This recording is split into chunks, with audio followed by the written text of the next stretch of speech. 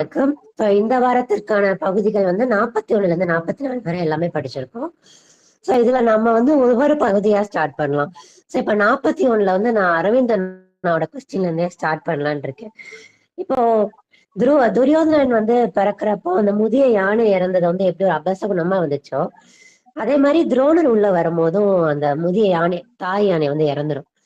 இத வந்து எப்படி எல்லாரும் அபசகுணமா பார்க்கணுமா? இல்ல இத ஒரு அமங்கலமா கருதிக்கலாமா? அத எப்படி நீங்க எல்லாரும் பாக்குறீங்க? அந்த உங்களோட பார்வையில இருந்து ஸ்டார்ட் பண்ணலாம். சரவணன் நான் ஸ்டார்ட் பண்றீங்களா? நன்றி ஸ்ரீ. நான் சொல்றேன். அந்த முதிய யானையோட இறப்ப வந்து நான் அமங்கலமா பார்க்கல. ஏன்னா அப்படி அமங்கலமா பார்த்தோம்னா அந்த பார்வைய வந்து எங்க வைக்கிறது அப்படிங்கறத என்னால புரிஞ்சுக்க முடியல. என்னோட பார்வையில அமங்கலம் அப்படிங்கிறது ஒண்ணுமே இல்லை. ஏன்னா இதுக்கு பிறகான சாப்டர்ஸ்ல வந்து அவங்க வந்து ஞானத்தை பத்தி பேசியிருக்காங்க. அமங்கலம்ங்கிற வார்த்தையே வந்து அஞ்ஞானம் அப்படின்னு நான் நினைக்கிறேன். மேபி அது வந்து மேலோட்டமான மானுட சிந்தனையில வந்ததா அப்படிங்கறதையும் நான் வந்து இந்த இடத்துல கருதுறேன். ஏன்னா அங்க வந்து ஒரு மங்களம் தான் நடக்குது. யானை அவளுடைய வாழ்க்கையை முடிக்க போறா. அந்த பெரிய மூத்த யானை முடிக்க போற ஸ்டேஜ்ல தன்னுடைய பொறுப்புகளை அப்படியே அந்த குட்டி யானைகிட்ட அவ கொடுத்துட்டு போற மாதிரிதான் முடியுது. சோ நான் அதை அமங்கலம்னு நினைக்கல. அந்த மூத்த யானையா நான் வந்து துரோணரையும், அடுத்து அந்த இளைய யானையா நான் வந்து அர்ஜுனனையும் தான் அந்த இடத்துல வச்சு பாக்குறேன். சோ இது வந்து ஒரு அறிவு பரிமாற்றம் தான். இது யாரு சொல்லியும் நடக்கல. இது வந்து நாம சார் சொல்ற மாதிரி புடவி பெருநெறியோட ஒரு மாறாத ஒரு அறமா தான் நான் பாக்குறேன். அது மாறிக்கிட்டே தான் இருக்கும். சோ அப்படி தன்னுடைய பொறுப்புகளை அது அடுத்தவங்ககிட்ட கொடுக்குது. சோ அப்படிதான் நான் இதை பாக்குறேன். இதை நான் எந்த விதத்திலயும் அமங்கலமா பார்க்கல. அமங்கலமா பாக்குறவங்களையும் நான் வந்து முரணா தான் பாக்குறேன் ஸ்ரீ. இது என்னுடைய கருத்து. நன்றி. தேங்க்யூண்ணா. Aunty, Swarna aunty. I second Saravanan. 108 வரை சரி நிறைவு வாழ்க்கையை விட ஜாஸ்தியா வாழ்ந்திருக்காங்க. ஸோ அது வந்து எனக்கு அமங்கலமா பார்க்கல. இட் இஸ் அ நேச்சுரல் ப்ராசஸாகவும் தான் நான் பார்க்குறேன் ஸ்ரீ. அப்படிதான் வளரணும் அது. அப்படிதான் இருக்கும் அது. ஸோ அடுத்த காலகீர்த்திய அப்ப எப்படி சொல்றது, அது அப்பாயிண்ட் பண்றதுன்னே தமிழ்ல சொல்லிடுறேன், நான் இங்கிலீஷ்ல சொல்லிடுறேன். அப்படி அப்பாயிண்ட் பண்றதுக்காக அந்த தருணத்துக்காக மட்டும்தான் வெயிட் பண்ணி இருந்து அவளை உருவாக்கிட்டோம் அப்படின்னும் போது நிம்மதியா சாகுற மாதிரி தான் நான் பாக்குறேன். ஸோ அது மங்களமா தான் பாக்குறேன் ஸ்ரீ. Okay, thank you anti. இதை விட இது கூட நான் இன்னும் இந்த கொஸ்டினே சேர்த்துக்கலான் இருக்கேன். இந்த பந்து விளையாடிட்டு இருக்கும் போது அவங்க வர்றாங்க. சோ அவங்க கேட்ட மாதிரிதான், துரியோதனனுக்கு முன்னாடி பீமனை வெறுக்கிற மாதிரி இருக்க இளைய கௌரவர்கள் எல்லாரும், ஆனா அவன் இல்லாத போது எல்லாரையும் அவரை நேசிக்கிற மாதிரி இருக்கு. ரெண்டையுமே வந்து அடுத்தடுத்தா பேசிடலாம் அப்படின்னு சொல்லி நான் பாக்குறேன். அப்படியே அவங்க கருத்து அப்படி பயணிச்சு வரீங்களா? குமாரண்ண. வணக்கம் ஸ்ரீ. இப்போ அக்கா சவரன் சொன்ன மாதிரி இது நானும் அமங்கலமா எனக்கு தோணலை. இது வந்து இப்போ கூடுதலா உங்களோட அப்பாவோட பாயிண்டையும் நான் சொல்லியிருந்தேன். அவங்க சொன்னாங்க காலகீர்த்திங்க பேர்ல ஒரு காலம் ஃபுல்லா ஒரு நிலைக்கக்கூடிய ஒரு காலம் ஃபுல்லா ஒரு கீர்த்தி ஒரு நிறைவுத்தன்மை இருக்கு இல்லையா, அதான் அடுத்த ஜென்ரேஷன் கடக்க தான் செய்தாங்க. ஸோ அதனால இது அமங்கலமா தோணலை. ரெண்டாவது வந்து என்னன்னா, இந்த பொருட்களை வச்சு விளையாடுறது இருக்கு இல்லையா, நமக்கு வந்து இப்போ புறமா வந்து ஏதாச்சும் ஒன்று தேவைப்படுது. நமக்கு ஒன்று அந்த பொருள் நம்மளை எடுத்துக்கிட்டுதா, இல்லைன்னா நம்ம அந்த பொருளை எடுத்துக்கிட்டுதான்னு தெரியல. ஒரு கேம் அப்படிங்கிறதே ஒரு நம்ம வந்து எந்த சிந்தனையுமே இல்லாம முழுசா ஈடுபடக்கூடிய ஒரு செயல் தான். ரெண்டு சொல்லலாம். ஒன்று வந்து விளையாட்டு, 2 3 சொல்லலாம். விளையாட்டு, கலை, காமம், இந்த மாதிரி. அதுல விளையாட்டு வந்து ஒரு முக்கியமான இடம். பொதுவேளை அந்த பொருள் நம்மளை எடுத்துக்கிடுதா, அது நம்மளை எடுத்துக்கிடுதாங்கிறத இப்போ நம்ம விதிக்கும் ஒரு பிளான் விதிக்கும், இல்லை அது நான் தான் அதை செய்தேன் அப்படிங்கிற ஒரு இது இருக்கு இல்லையா, அதுக்கும் உண்டான ஒரு ஊடாட்டமாக தான் நான் பார்க்குவேன். நன்றி. தேங்க்யூண்ணா. சரவணன் ஹேண்ட் ரைஸ் பண்ணிருக்கீங்க. இல்ல நான் அப்பதான் ஹேண்ட் ரைஸ் பண்ணதுமா. ஓகே, சாரிண்ணா. அரவிந்த் அண்ணா. ஹலோ அரவிந்த் அண்ணா. வணக்கம். என்னோட இது சொல்றேன். அதாவது துரியோதனன் இருக்கும்போது இதுக்கு முன்னெல்லாம் பீமன் எவ்வளவு தடவை அவங்களை வந்து தூக்கிட்டு போனா, அப்பெல்லாம் அவங்க வந்து ரொம்ப துரும்பன்லாம் ரொம்ப கண்டிச்சான், திட்டினா, உருமுனா. ஆனா துரியோதனன் இல்லாத சமயத்துல வந்து அவரோட விளையாட விரும்புறது வந்து இது வந்து இதுவா அவன் வந்து உள்ளூர வந்து பீமனோட விளையாட விரும்புறாங்க, பாண்டவர்களோட சேர்ந்து ஆட விரும்புறாங்க. ஆனா அந்த விருப்பத்தை விட தன்னோட அண்ணனோட உணர்வுகளுக்கு முக்கியத்துவம் கொடுக்க முயற்சி பண்றாங்கன்றது நமக்கு தெளிவா இப்ப தெரிய வருது. வந்து இளையவர்கள் இருந்தாலும் அவங்களுக்கு வந்து எப்படியும் துரியோதன முக்கியமானவன், அவனோட உணர்வு தான் முக்கியத்துவம். அதனால அவன் இல்லாதப்ப அவங்களோட ஆள் மனசோட ஆசைகள்லாம் வெளிவருது, அதை வந்து காட்டுற மாதிரி தான் தெரியுது. அதான் பாரதத்துல கடைசி வரைக்கும் இந்த வெண்மரத்துல காட்டிட்டே இருப்பாங்க. அண்ணன் தம்பியா தான் இருப்பாங்க. ஆனா அந்த மேல உயர்தரத்துல மூத்தவர்களுக்குள்ள இருக்கிற பகை வந்து இளையவர்களை இயக்கிட்டே இருக்கும். அதுதான் இந்த பிரச்சனை. அது நம்ம குடும்பத்திலயும் பார்த்துப்போம். ஆடு பகை குட்டி வர மாதிரி தெரிஞ்சாலும் சில சமயம் பெரிய ஆளுங்களுக்காக சின்னவர்கள் அந்த பகையை வந்து கடத்திக்கிட்டு கொண்டு போக வேண்டிய சூழ்நிலை வரும். ஒரு மோசமான சூழல் வரும். அதான் திரும்ப திரும்ப காட்டுறாங்க.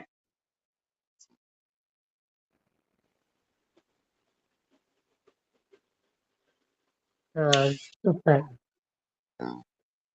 ஹலோ அண்ணா, அது பேசுறீங்களா? அடுத்து செந்தில் அண்ணா, உங்களோட கருத்து. எனக்கு வந்து அந்த உபாலனோட டெத் வந்து ஒரு வகையில ஒரு ட்ரபிள்டு டெத்தா தோணுச்சு. அது அவ்வளவு அமங்கலமா ஆனதுக்கு வந்து அதுதான் காரணம்னு நினைக்கிறேன்.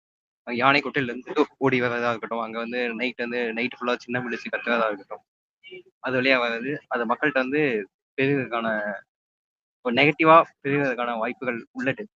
ஆனா காலகேத்தியோட டெத் வந்து அப்படி நடக்கல. ஒரு சாந்தமான இதா யானை பாகங்கள் சூழ்ந்து இருக்க ஒரு மங்கள நிகழ்வு மாதிரிதான் நடந்துச்சுன்னு தோணுது. பிளஸ் வந்து அங்க உபாலன் செத்த டைம்ல வந்து என்ன நடந்துச்சு அப்படின்னா, அப்ப துரியோதனன் பிரெக்னண்டா இருக்கான். அந்த மாதிரி டைம் இருந்துச்சு. அப்போ வந்து ஒரு அஸ்னாபுரி மேலேயே வந்து ஒரு ஆங்ஸைட்டி இருக்கு. என்ன ஆகுமோ ஆகாதோ. இப்போ வந்து இளவரசர்கள் வந்து உடல் குறை இல்லாம பிறப்பாங்களா மாட்டாங்களா, அந்த அஸ்னாபுரியோட எதிர்காலமே வந்து அங்க ஒரு பெரிய கேள்விக்குறியா இருந்துச்சு. அதனாலதான் அது வந்து மக்கள்கிட்ட வந்து ஒரு மங்களம் இன்மைன்ட்டு எடுத்துக்கொள்ளப்பட்டது. ஆனா இப்ப இங்க காலகேத்தி இருக்கிற டைம்ல வந்து கௌரவர்களும் பாண்டவர்களும் இருக்காங்க. நகரமே வந்து அவங்களால ஒளிந்து போய் இருக்கு. ஸோ மக்கள் மகிழ்ச்சியா இருக்காங்க. ஸோ வந்து அவங்களுக்கு அதை ஒரு நெகட்டிவா பார்க்க வேண்டிய அவசியமே வரல. அது அவங்க மைண்ட்லயே வரல. பிளஸ் வந்து துரோணர் உள்ள வரும்போது அவ்வளவு பெரிய ஆளுமையோட உள்ள வரல. இந்த இறப்ப வந்து துரோணர் கூட வந்து மக்களோ அங்க இருக்க சூழல்களோ கனெக்ட் பண்ணக்கூடிய அளவுக்கு அவர் சாதாரணமா உள்ள வரும்போது அவங்களுக்கு பாண்டவர்களுக்கும் கௌரவர்களுக்கும் குருவாயிர அப்பயே வந்து அவருடைய இடம் வந்து தீர்க்கமா வந்து முடிவாயிருக்கு. ஸோ வந்து அவங்க துரோணரை வச்சு அவங்க அமங்கலமா வந்து கதைக்குள்ள பார்க்கப்படாததுக்கான காரணம் அதுன்னு தான் நினைக்கிறேன். பிளஸ் வந்து அங்க காலகீர்த்தி வந்து அந்த யானைகளுக்கான இதுங்க வந்து துரியோதனனுக்கும் பீமனும் வந்து ஒருத்தர் யானையா எழுதிடுறாங்க இல்லையா, அவங்களுடைய இதான் சொல்லுது. அவங்க பேசிக்கா வந்து அவங்களுக்கு சாப்பாடு தான் முக்கியம்னு சொல்லிட்டு இருந்தாலுமே அந்த சாப்பாட்டுக்கு கீழேயும் அந்த குருதி தொடர்பு தான் வந்து காலகீர்த்திக்கு வந்து முக்கியமா இருக்கு. அதான் வந்து அவங்க கௌரவர்கள் கூட வந்து பீமன் விளையாண்ட இடத்துலயும் வந்து அந்த பண்பு தான் வெளிப்பட்டதுன்னு நினைக்கிறேன். அவ்வளவு. நன்றிண்ணா. அப்பா அஜித் எல்லாம் பேசட்டும். சரி, அஜித் அண்ணா. வணக்கம் ஸ்ரீ, அனைவருக்கும் வணக்கம்.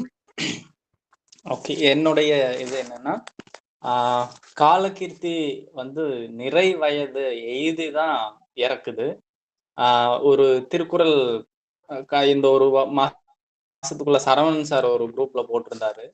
அதனுடைய பொருள் என்னன்னு பார்த்தோம்னா, இங்க மனித வாழ்க்கையில பல இன்பங்கள் இருக்கு, வாழ்ந்து நிறைந்து இறந்து போகக்கூடிய ஒரு இதுவும் ஒரு இன்பம் தான் அப்படிங்கிற மாதிரி ஒரு இது சொல்லியிருப்பாங்க. அந்த நிறைந்து இறந்து போகக்கூடிய ஒரு இறப்பு அப்படிங்கிறது எதிர்மறை தன்மையாவோ ஒரு அமங்கலமாவும் நம்ம மரபு என்னைக்குமே பார்த்ததில்லை. அது கிட்டத்தட்ட வடக்கில் உயிர் நீத்தல் அப்படின்னு சொல்லி ஒரு கருத்து கூட நம்ம இதுல சொல்லுவாங்க. அவங்க முழு நிறைவே அடைஞ்சிட்டாங்க அல்லது விடுதலை அடைஞ்சு ஒரு வேறொரு வாழ்க்கைக்குள்ள போற மாதிரி ஒரு மரபு நம்ம இதுல இருக்கு.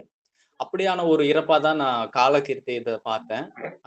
அந்த சமயத்துல துரோணர் இங்க வர்றார் அப்படிங்கறதுக்காகவே அது ஒரு இறப்பு அப்படிங்கறதுனாலயே, அந்த இறப்பு எந்த வகையான இறப்பு அப்படின்னா ஒரு நிறைவான ஒரு இறப்பு தான். அதனாலே அது எதிர்மறையா நம்ம பார்க்க தேவையில்லைன்னு தோணுது. அடுத்து அங்க ஒரு பொருள், ஒரு பந்தை வச்சு விளையாடிட்டு இருக்கும்போது அது சார்ந்த ஒரு கேள்வி வந்துச்சு. அந்த பந்து தான் அவங்க எல்லாத்தையும் இயக்குதா அப்படின்னு சொல்லி. ஒரு பொருளுக்குள்ளேயும் ஒரு விளைவுன்னு சொல்லி ஒண்ணு இருக்கும் அப்படின்னு சொல்லி வெஸ்டர்ன் பிலாசபில சொல்லுவாங்க.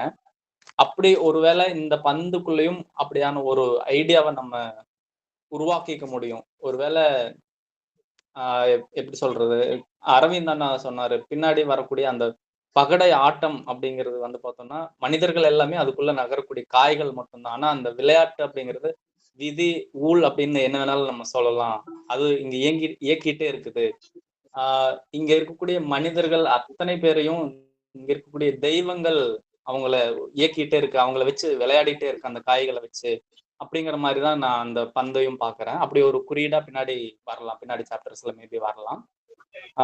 அப்புறம் கௌரவர்கள் துரியோதனன் இல்லாதப்போ அர்ஜுனன் கூட இணக்கமா இருக்கக்கூடிய ஒரு தருணங்கள் வருது. நான் அதை எப்படி பாக்குறேன் அப்படின்னா, அந்த ஒரு ஒரு எதிர்மறை தன்மை துரியோதனனுக்குள்ளதான் உருவாயிருக்குது. அந்த நோக்கம் திரட்டப்படும் போது எல்லாமே பார்த்தோன்னா இந்த 100 கௌரவர்களும் அந்த நோக்கத்துக்காக செயல்படக்கூடியவங்களா மாறுறாங்க. உதாரணத்துக்கு பீமனை வந்து இதுக்கு முன்னாடி ஒரு நீர்நிலைக்குள்ள தள்ளி கொடிகளை கட்டி உள்ள போட்டுறது இவங்க எல்லாருமே சேர்ந்துதான் அதை பண்ணுவாங்க. ஆனா இப்ப என்னன்னா அந்த நோக்கம் துரியோதனனுடைய ஒரு நோக்கமா தான் இருக்கு. இவங்க அவங்களுடைய கண்ணாடிகளா செயல்பட்டு இருக்காங்க. அந்த நோக்கம் குவிக்கப்படும் போது இவங்க எல்லாருமே அந்த நோக்கத்துக்கு எதிர்வினை ஆற்றக்கூடியவங்களா மாறுறாங்க. அப்படி இல்லாத சமயங்களில் ஏதோ ஒரு வகையில் அவங்க இயல்பாக தான் இருக்கிறாங்க. இயல்பாகன்னா துரியோதனும் பீமனும் ஆரம்பத்துல எப்படி தோழர்களா இருந்தாங்களோ அப்படியான ஒரு மனநிலையில தான் இருக்கிறாங்கன்னு எனக்கு தோணுச்சு. தேங்க்யூ ஸ்ரீ. தேங்க்யூ அண்ணா. கிரி, உங்களுக்கு உனக்கு எதுவும் கருத்துகள் இருக்கா? எனக்கும் வந்து இப்ப சரவணன் அவங்க எல்லாரும் சொன்ன மாதிரி தான் தோணுது. அந்த காலகீர்த்தி மரணம் அப்ப நிகழ்கிறது வந்து ஒரு இதுவா வந்து தெரியல, நெகட்டிவான ஒரு இதுவா. இன்னொன்னு எனக்கு என்ன தோணுச்சுன்னா, இப்போ ஒவ்வொரு தடவையுமே முக்கியமான ஒரு கேரக்டர் உள்ள நுழையிறப்ப அதுக்கேற்ற மாதிரி ஏதாவது ஒரு சம்பவம் வந்து அந்த நடக்குது. திரும்பி திரும்பி அந்த மாதிரி வந்துகிட்டே இருக்கு. போன இப்ப மழை பாடல்ல வந்து அந்த நரிகள்லாம் வந்து உள்ள வருது. அதுக்கப்புறமா திரும்பி அது நிறைய வந்துகிட்டே இருக்கு. கர்ணன் ஒரு தடவை உள்ள வருவான். அப்போ பன்னீர் படைக்கலத்துல ஒரு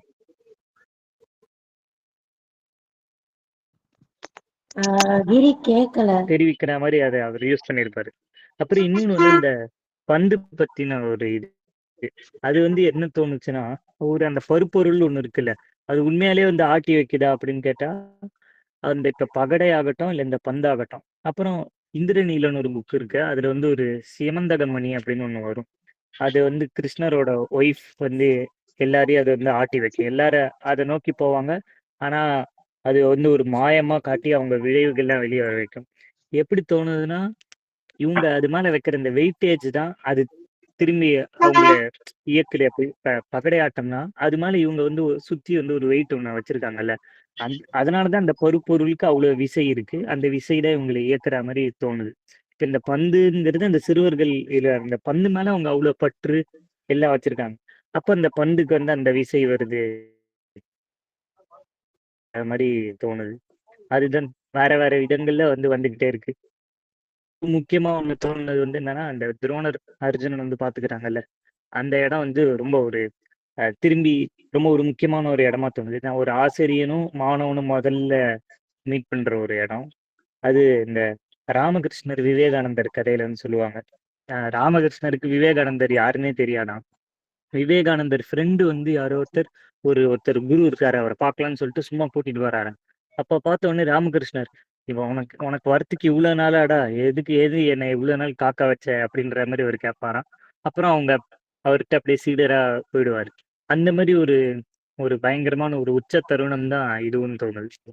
அதனால அந்த அர்ஜுனன் அவர் என்ன சொல்றாருன்னா, என்னோட நீ தான் நினைக்க போற அப்படின்னு துரோணர் சொல்றது வந்து ஒரு ஒரு நல்ல ஒரு பொயட்டிக் ஹைட்டான ஒரு மொமெண்ட்னு தோணுச்சு. நன்றி. நன்றி கிரி. கவிதாக்கா.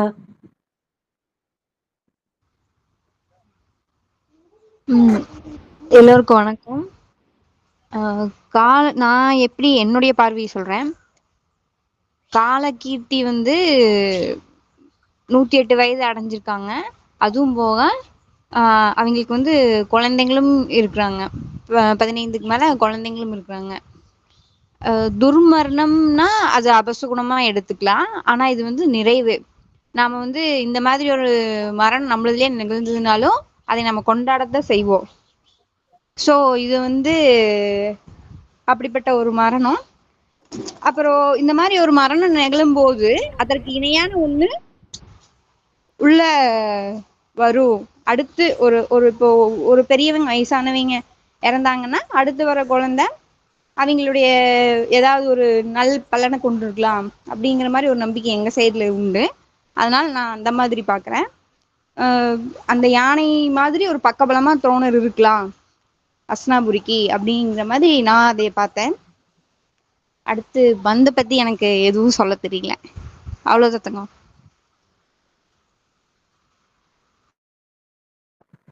தேங்க்யூ அக்கா. அடுத்து செந்தில் அண்ணா பேசிட்டீங்களா?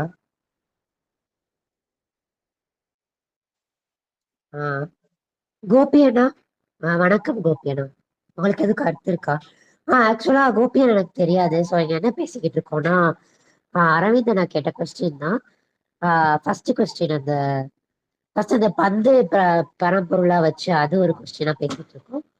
அடுத்து துரோணர் அஸ்தினாபுரிக்குள்ள வரும்போது அந்த முதிய யானை இறக்குள்ள அது அமங்கலமா கருதுறதா அப்படின்ற மாதிரி அதை பத்தி பேசுறோம். தேர்ட் வந்து அந்த இளைய கௌரவர்கள் வந்து பீமன் முன்னாடி நல்லா பிஹேவ் பண்றதும், துரியோதனன் வரும்போது பீமனை வெறுக்கிற மாதிரி பிஹேவ் பண்றது, இதை பத்தி பேசிட்டு இருக்கோம். இதை பத்தி உங்களோட கருத்து எது இருக்கானா?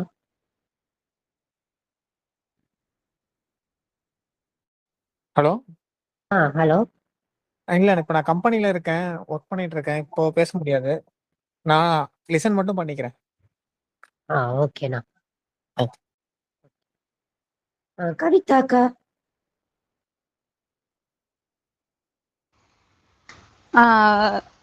அதாவது பீமனை வந்து கௌரவர்கள் வந்து துரியோதனன் முன்னாடி வெறுக்கிறாங்க. ஆனா துரியோதனன் இல்லாதப்போ வெறுக்கல அப்படின்னு சொல்லி ஒரு இது வந்திருந்தது இல்லையா? ஆக்சுவலி பார்த்தா அவங்களாம் இன்னுமே குழந்தைங்க. அவங்களுக்கு இன்னுமே அந்த அவங்களா முடிவெடுக்கக்கூடிய ஒரு இது வரல. ஆனா அவங்களுக்கு வந்து பீமனும் ஒரு அண்ணன், அந்த இணைப்பு இருந்தே தான் தீரும். என்ன பண்ணாலும் அந்த இணைப்பு இருந்துதான் தீரும். அவங்களா முடிவெடுக்கிற வயசு வரும்போதுதான் அவங்க பகைவே உணர்வாங்க. இல்லைன்னா சொந்த பகை இருந்தா உணர்வாங்க. மற்ற நேரங்கள்ல குழந்தைங்க வந்து சுத்தி இருக்கிறவங்க இப்போ துரியோதனுக்காக மாறி ரியாக்ட் பண்ணலாம். அந்த மாதிரி மாறி மாறி ரியாக்ட் பண்ணுவாங்களே ஒழிய அவங்களுக்கான ஒரு இது வரும்போதுதான் அந்த பகையை உணர்வாங்க. ஒரு வயது வரும்போதுதான். அது வரைக்கும் அவங்க அப்படி ரியாக்ட் பண்ண மாட்டாங்க அப்படின்னு என்னுடைய அனுபவத்துல நான் நினைக்கிறேன். அவ்வளவுதான் தங்கம். தேங்க்ஸ்க்கா. ஆக்சுவலா எனக்குமே கவிதாக்காவோட பார்வை தான் இருந்துச்சு. அவங்க இன்னும் குழந்தைங்க தானே, அவங்க அந்த டைம்ல அதை என்ஜாய் பண்ணிக்கிறாங்க, அவ்வளவுதான். அங்க வெறுப்பு எல்லாத்தையும் கடந்து அவங்கள்ட்ட ஒரு குழந்தை மனம் தான் இருக்கும். ஒரு பியூரான வெறுப்போ இதுவோ இருக்காது அப்படின்ற தாட் தான் எனக்கும் இருந்துச்சு. அப்புறம் துரோணர் வரும்போது அந்த முதிய யானை இறக்குறது வந்து நான் எப்படி பார்த்தேன்னா, அது ஒரு மங்களமான நிகழ்வா தான் நான் பார்த்தேன். ஏன்னா அந்த முதிய யானை வந்து பல தலைமுறைகளை வளர்த்து விட்டு அதுக்கப்புறம் வந்து ஒரு ரொம்ப அமைதியான ஒரு நிறைவாழ்வு வாழ்ந்து இறந்த ஸ்வர்ணாண்டி சொன்ன மாதிரிதான். ஸோ அதை நான் அப்படி பார்த்தேன். இதுதான் என்னோட கருத்து. ஸோ நான் வேற யாருக்கும் இந்த அத்தியாயத்துல எதுவும் கேள்விகள் எதுவும் கருத்துக்கள் எதுவும் இருக்கா? நான் சொல்லட்டுமா? சொல்லுங்கப்பா. காலகீர்த்தி இறந்து போச்சு. இறக்கல, அதை இறக்க அப்புறம் இறக்குது. காலகீர்த்தி அப்படின்னாலே காலம் வந்து ஒரு வெற்றியான ஒரு காலம். அது இறந்து போகுது மாதிரி அரவிந்த் கேட்டதுனால எனக்கு அப்புறம் அது மாதிரி யோசிச்சேன். அப்போ என்ன நடந்திருக்குன்னா, துரோணர் உள்ள வராரு. அதனுடைய வில்வித்தைகள் வழியா ஒரு போருக்கான எல்லா சூழலும் நடக்க போகுது. ஒரு குருஷேத்திரம்ங்கிற ஒரு பெரிய கரை நடக்க போது. காலம் வந்து அது ஒரு மோசமான காலம். அது அந்த கீர்த்தி முடிய வேண்டிய இடம். அது இறந்து போகுது. அப்புறமா அதுக்கு அடுத்து வரக்கூடிய காலம் சின்னதா உருவாகி வருது. அதுக்கு ஒரு கீர்த்தியான காலம் அப்படின்னு சொல்லிக்கிட்டாங்க. அப்படிங்கிற மாதிரி நான் சும்மா ஒரு கற்பனை பண்ணேன். அது உங்கள்கிட்ட ஷேர் பண்றேன். அப்புறம் வேற என்னது கேட்டீங்க? வேற என்ன கேள்வி? பந்த வந்து ஆமா, அதாவது பந்து நம்மள ஆப்ரேட் பண்ணுது அப்படின்னு யோசிச்சு பார்க்குறதே ரொம்ப ரொம்ப நல்லா இருந்தது. லைஃப்ல ஏதோ ஒண்ணு நம்மள எல்லாத்தையும் பந்து தீர்மானிக்குது. இப்ப இவன் அடிக்கணும், நான் கோல் அடையணும் அப்படின்னு அந்த பந்து தீர்மானிச்சு அவன் காலுக்கு போகுது அப்படின்னு நினைக்கும் போதே ஒரு வேற ஒரு ஃபீல் கிடைச்சது. அப்ப நாம எதுவுமே கையில இல்ல. நம்மள ஏதோ ஒண்ணு தீர்மானிச்சிருக்கு. பால் தீர்மானிக்குது நம்மள. இப்ப இவன் அடிக்கணும், நான் இந்த இடத்துக்கு போணும். அப்புறம் இவன் கைக்கு போணும், காலுக்கு போணும், நான் அங்க அந்த பக்கம் போணும். ஆனா பால் நம்மள தீர்மானிக்குது அப்படின்னு நினைக்கும் போதே, நம்ம லைஃப்ப ஃபுல்லா ஏதோ தீர்மானிக்குது. நாம ப்ளே பண்ணிக்கிட்டே இருக்கோம். அவ்வளவுதான். நாம இப்ப அடிக்கிறேன். ஆனா அது என்னை வேற ஒண்ணு தீர்மானிச்சிருக்கனால தான் நான் அத அடிக்கிறேன். நான் ஒரு கோல் போட்டோம்னா, அது லைஃப் என்னைய வந்து அந்த லைஃப்ங்கிற பால் என்னை தீர்மானிச்சு என்னை கோல் போட வச்சது. நான் ஃபெயிலியர் ஆனானா, பால் என்ட்ட வரணும்னு ஆசைப்படல. அதனால அது நடக்கல. அப்படிங்கிற மாரி தான் நான் யோசிச்சேன். ரொம்ப நல்லா இருந்தது. வித்தியாசமான பார்வை. நான் அப்படி ரொம்ப ஆச்சரியமா இருந்தது. ரொம்ப நல்ல ஃபீல் கிடைச்சது. வேற என்னது? அந்த இளைய கௌரவர்கள் வந்து பீமன் மேல காட்டுற அந்த அன்பு இந்த ஆ. பகுதியில. Okay, okay. நீங்க சொன்ன மாரி குழந்தைகளா இருக்கிறதுனால இல்லாம இருக்கலாம். இல்ல இன்னும் போக போக தெரியும். பொதுவாவே அவங்கள பொதுவா நம்ம என்ன செய்றோம்னா, பழைய நம்ம மகாபாரதங்கள் எல்லாமே கௌரவர்கள் எல்லாம் தீய சக்திகளாவும், இங்க தூய சக்திகளாவும் நம்ம பார்த்துட்டு இருந்திருக்கோம். ஆனா அப்படி பார்க்க வேண்டியது இல்லைங்கிறத ஜெயமோகன் எழுதிக்கிட்டே வராரு. நெறைய அது ஒவ்வொரு கேரக்டரையும் பெரிய பெர்சனாலிட்டியா தான் பண்றாரு. துரோணர பண்றாரு. ஆக்சுவலா விட அரவிந்த் ஏதோ சொல்லியிருந்தாங்கன்னு நெனைக்கிறேன். அரவிந்தோ, செந்திலான்னு சொல்லியிருந்தாங்க. இதுக்கு முன்னால இருக்க மகாபாரதத்துல ஒரு பெரிய பானைய வாயுள்ள பானைய மத்தவங்க குடுத்தாங்க. குறுகிய பானைய வந்து அஸ்வத்தாமன் குடுத்தாங்க. அவருக்கு தன்னுடைய பையனுக்கு தனியா பண்ணி கத்துக் குடுக்கணும்னு அவருக்கு ஒரு ரொம்ப குறுகிய மனப்பான்மை, ரொம்ப சில்லியாலாம் துரோணர அவரு டிசைன் பண்ணியிருந்தாங்க. ஆனா இதுல பார்த்தீங்கன்னா, துரோணர் எங்கேயுமே ரொம்ப தவறாவே இல்ல. ரொம்ப அழகு. அவரு யாருமே கொல்லவே இல்ல. அந்த பாம்போட கிருபி வாயில வச்ச உடனே அது வெளிய வர மாரி தான் அந்த கிருபி வைக்கிறாங்க. அ அது சுருண்டு அது ரொம்ப பெயின்ஃபுல்லா தான் அது சுருண்டு கிடக்கு. வால் துடிக்குது, தலைய உள்ள வச்சுது. அது எனக்கு ரொம்ப பெயின்ஃபுல்லா இருந்தது. இப்ப ஏதோ ஒரு பாம்பு ஒரு விஷமான ஒரு ஒரு இதா இருந்தாலும், நமக்கு அந்த இடம் அது ரொம்ப பெயினா இருக்கும்போது நமக்கு பெயினா இருக்கு. உடனே ஒரு தட்டு தட்டுறாரு, உடனே தலைய சீறிட்டு வந்து சத்தத்த எடுத்து தலைய சீறிட்டு அது உடனே போயிருது. ஆக அவர் நினைச்சிருந்தா அது கொன்னுருக்க முடியும். அவர் ரொம்ப ஒரு சோலா தான் துரோணர் வந்துகிட்டே இருக்காரு. இன்னை வரைக்கும் தான் பையனுக்குன்னு ஒரு இடம் இவர் ஜெயமோகன் இதுல விண்வரசுல வரவே இல்ல. பையனுக்கு தனியா ஸ்பெஷலா எதுவும் பண்ற மாரி இதுவரைக்கும் நான் படிக்கல. அதே மாரி தான் இந்த என்ன இப்ப என்ன கொஸ்டின் அது? என்ன கொஸ்டின் ஸ்ரீ? கடைசியா உள்ள கொஸ்டின். இளைய கௌரவர்கள் வந்து அவங்களுக்கு என்னமோ ஒரு பெரிய தீய சக்தி அவங்கள வெறுக்கணும். அப்படிலாம் இல்ல. ஒரு நல்ல பசங்க. வேற ஒரு காலத்தின் கட்டாயம் சிலர் கூட இருக்க வேண்டியிருக்கு. துரோணர் சொல்றார்ல, பீஷ்மர்ட்ட நான் என்ன நல்லதோ, கெட்டதோ அதுக்கான ரீசன் சொல்றாரு. அந்த மாரி அவங்களுக்கு ஒரு ரீசனு. நமக்கு லைஃப்ல உள்ளதுதான். வேற ஒண்ணுமே இல்ல. நம்ம ஏதோ சூழல்ல நம்ம வேற ஒரு பக்கத்துல நிப்போம். அந்த மாரி தான் அந்த பசங்க நிக்கிறாங்க. அண்ணன் முன்னால ஒருவேள வெறுத்துருவானோ நினைப்பாங்க. கடைசி வரைக்கும் கூட அந்த கௌரவர்கள் அப்படி கூட இருக்கிறதுக்கான வாய்ப்பு இருக்கு அப்படின்னு தான் நான் நினைக்கிறேன். போவோம். இன்னும் வாசிக்கும்போது தான் தெரியும். அந்த மாரி இல்ல அப்படின்னு. ஓகே. அவ்வளவுதான். சூப்பர்ப்பா. Thank you. சோ வேற யாருக்கும் இந்த அத்தியாயம் 1ல வந்து எதுவும் கேள்வியோ இல்ல கருத்து எதுவும் இருக்கா? இவங்க கவிதாக்கா கை தூக்கியிருக்காங்கன்னு நினைக்கிறேன். அடுத்து இன்னும் அவங்க பேசினதுக்கு அப்புறம் நான் ஒண்ணே ஒண்ணு சொல்றேன். ஓகே. கவிதாக்கா.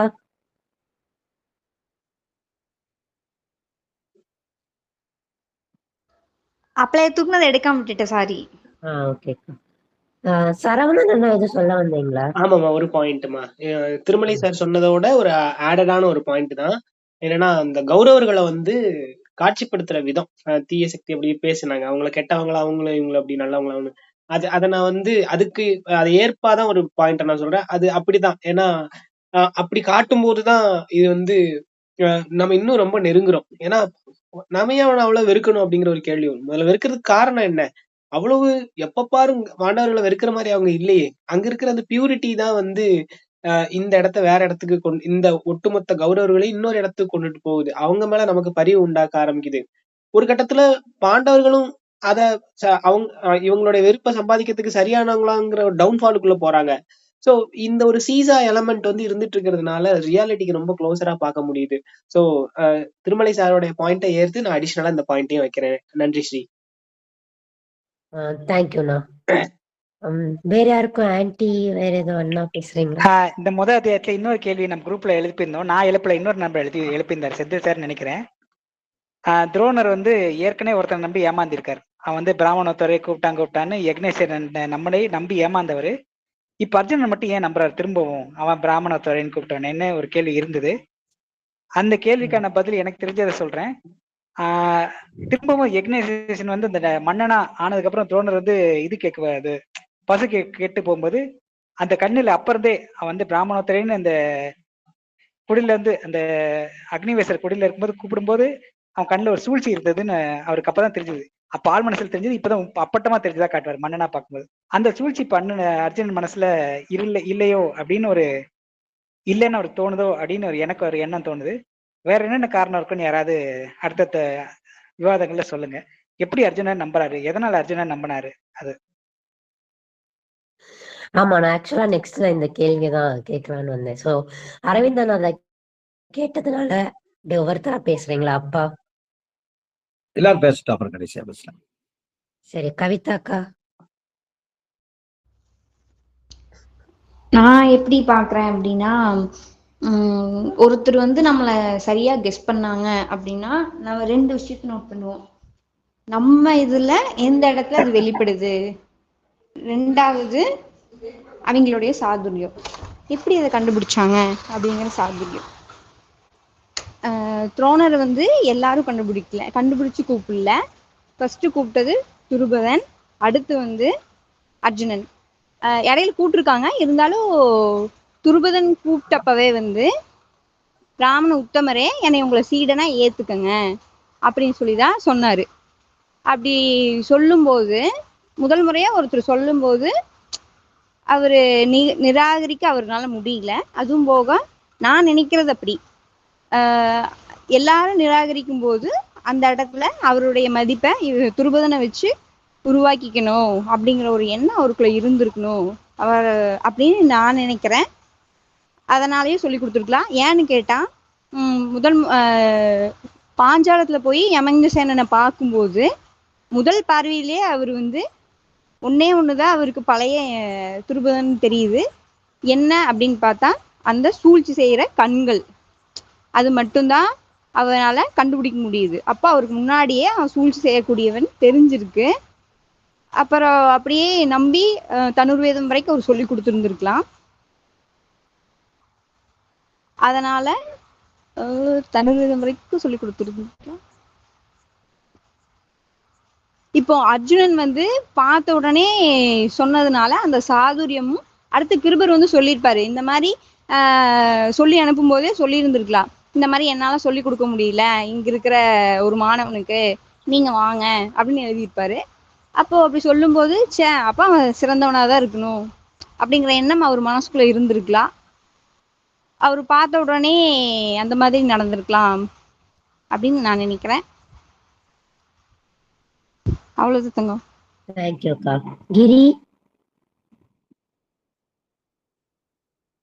அக்கா இது மன்னிக்கவும், அந்த கொஸ்டின் மட்டும் ஒரே ஒரு தடவை ஷார்ட்டா எனக்கு சொல்ல முடியுமா? ஓகே. சோ பாஞ்சாலன் கிட்ட வராத அந்த ஒரு தொடர்பு வந்து துரோணருக்கு வந்து அதை பத்திதான் பேசிட்டு இருக்கோம். சொல்லுங்க. எனக்கு என்ன தோணுதுனாக்கா, இப்ப ஆரம்பத்துல இருந்தே அவர் தன்னை வந்து எப்படி உணர்றாரு அப்படின்னா, ஒரு க்ஷத்திரியனாகவோ இல்ல வேற ஏதோ ஒரு நிலையில அவர் வந்து ஆரம்பத்துல தன்னை வந்து ஒரு பரத்வாஜ முனிவர் வழியில வந்தவனும் ஒரு பிராமணன் அப்படின்றத உணர்றாரு. அவர் திரும்பி திரும்பி சொல்றது என்னன்னா, காயத்ரி மந்திரத்தை நோக்கி போறாரு, வேதங்களை நோக்கிதான் என்னோட பயணம் அப்படின்னு வந்து அவர் சொல்றாரு. இன்னொன்னு, அவர் தனுர்வேதத்தையே வந்து வேதங்களா தான் கருதுற மாதிரி தான் தோணுது. அதனாலதான் அவர் வந்து அந்த புல் அப்படிங்கிற ஒரு இதை வந்து எடுத்துக்கிற மாதிரி தோணுது. அப்ப அவர் அந்த ஒரு அண்டர்ஸ்டாண்டிங்ல தான் இருக்காரு. அப்ப அந்த தன்னை பார்த்த உடனே அவன் வந்து அந்த பிராமணோத்தமரேன்னு சொல்றான். எப்படி சொல்றேன்னு கேட்டா, உங்க உதடுகள்ல காயத்ரியை நான் பார்த்தேன் அப்படிங்கிறத அவன் சொல்றான். அப்ப வந்து அவன் அந்த நெருக்கத்தை உணர்றான். தான் உண்மையாலே யாரு அப்படிங்கிறத அவன் ஐடென்டிஃபை பண்ணிட்டாங்கிற ஒரு நிம்மதி அவருக்குள்ள வருது. அதனால அவன் மேல ஒரு பற்று வந்திருக்கலாம் அப்படிங்கிற மாதிரி வந்து தோணுது எனக்கு.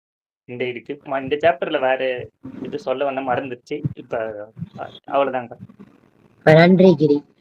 அரவிந்தனா.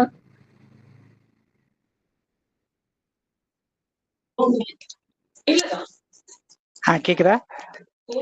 கேக்குதுடா.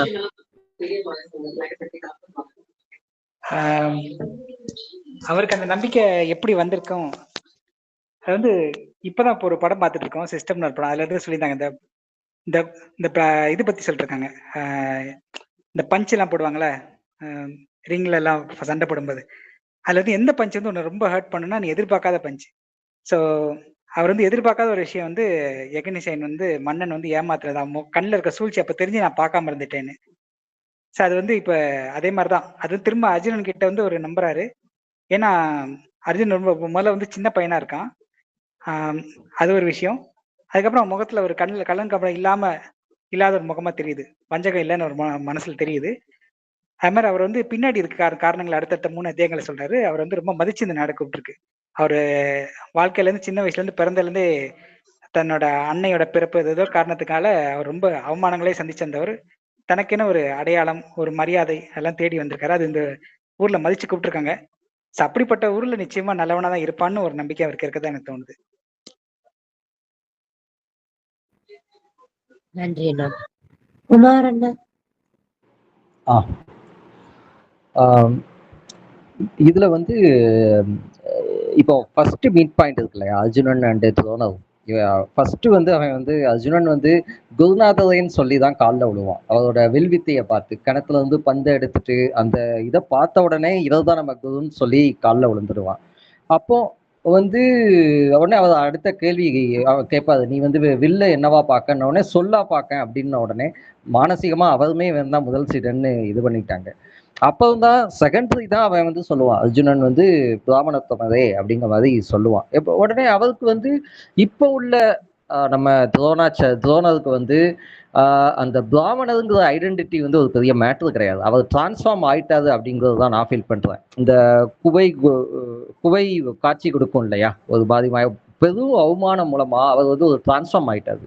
ஸோ இனிமே இப்போ அர்ஜுனன் சூழ்ச்சியோட சொன்னாலும் வஞ்சத்தோட எதுவாட சொன்னாலும் இவருக்கு ஒரு பெரிய விஷயமே கிடையாது. இவர் வந்து வில்வத்தை கற்றுக் கொடுக்க போறாரு.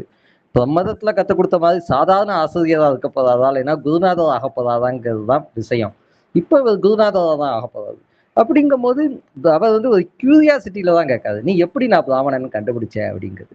உடனே அவன் சொல்றான், அவன் ஏற்கனவே சொல்லதான் முன்னாடி வைக்கான், அந்த சொல் மூலமா தான் உள்ளத்தை கண்டுபிடிக்கான் இல்லையா.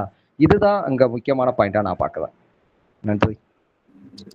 நன்றி அண்ணா. சரவணன் அண்ணா. நான் வந்து என்னோட பாயிண்டா முத்துக்குமாரன் சொல்ல வந்ததுதான் நானும் சொல்ல வந்தேன். சோ அவனுடைய தாட் ப்ராசஸ் அவன் சொல்ல ஆரம்பிக்கும் போதே அவர் வந்து எங்கேயோ கண்டடைஞ்சிட்டாரு, இவன் தான் அப்படிங்கிறத.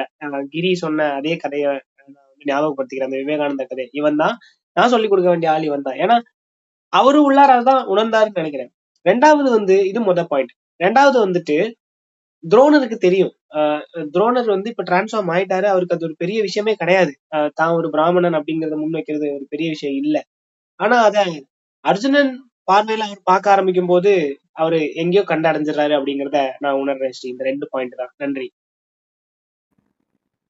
நன்றி அண்ணா. அடுத்து அஜித் அண்ணா. ஓகே சரி. ஓகே, நான் இந்த இதுல வந்து எப்படி துரோணர் வந்து அர்ஜுனனை அப்படி ஒரு மாணவராக ஏத்துக்கிட்டார் அப்படிங்கிற ஒரு இதை பாக்குறேன்னா, யக்ஞசேமனுக்கு வந்து அவர் சொல்லி கொடுத்தது அந்த ஒரு ஒரு கள்ளம் அவன்கிட்ட இருக்குது அப்படிங்கறது அவர் தெரிஞ்சுக்கிறாரு. இருந்தாலும் அவரு சொல்லி கொடுக்குறாரு. ஆனா யக்ஞசேமனுடைய எல்லை எதுன்னு பார்த்தோம்னா, அந்த வித்தையை வச்சு அவன் மண்ணை மட்டும் தான் அடைய முடியும், அதுக்கு மேல ஒரு நிலைக்கு அவனால போக முடியாது அப்படிங்கிற அந்த எல்லை துரோணருக்கு தெரிஞ்சிருக்கு. அர்ஜுனன் கிட்ட பேசும்போது என்ன ஆகுதுன்னா, அவரு அதுக்கு முன்னாடி போய் நான் உன்னை மாணவனா ஏத்துக்கிறதுக்கு முன்னாடி பீஷ்மர் வந்து என்னை இங்க ஏத்துக்கணும் அப்படின்னு சொல்லிட்டு பீஷ்மரை சந்திக்க போறாரு.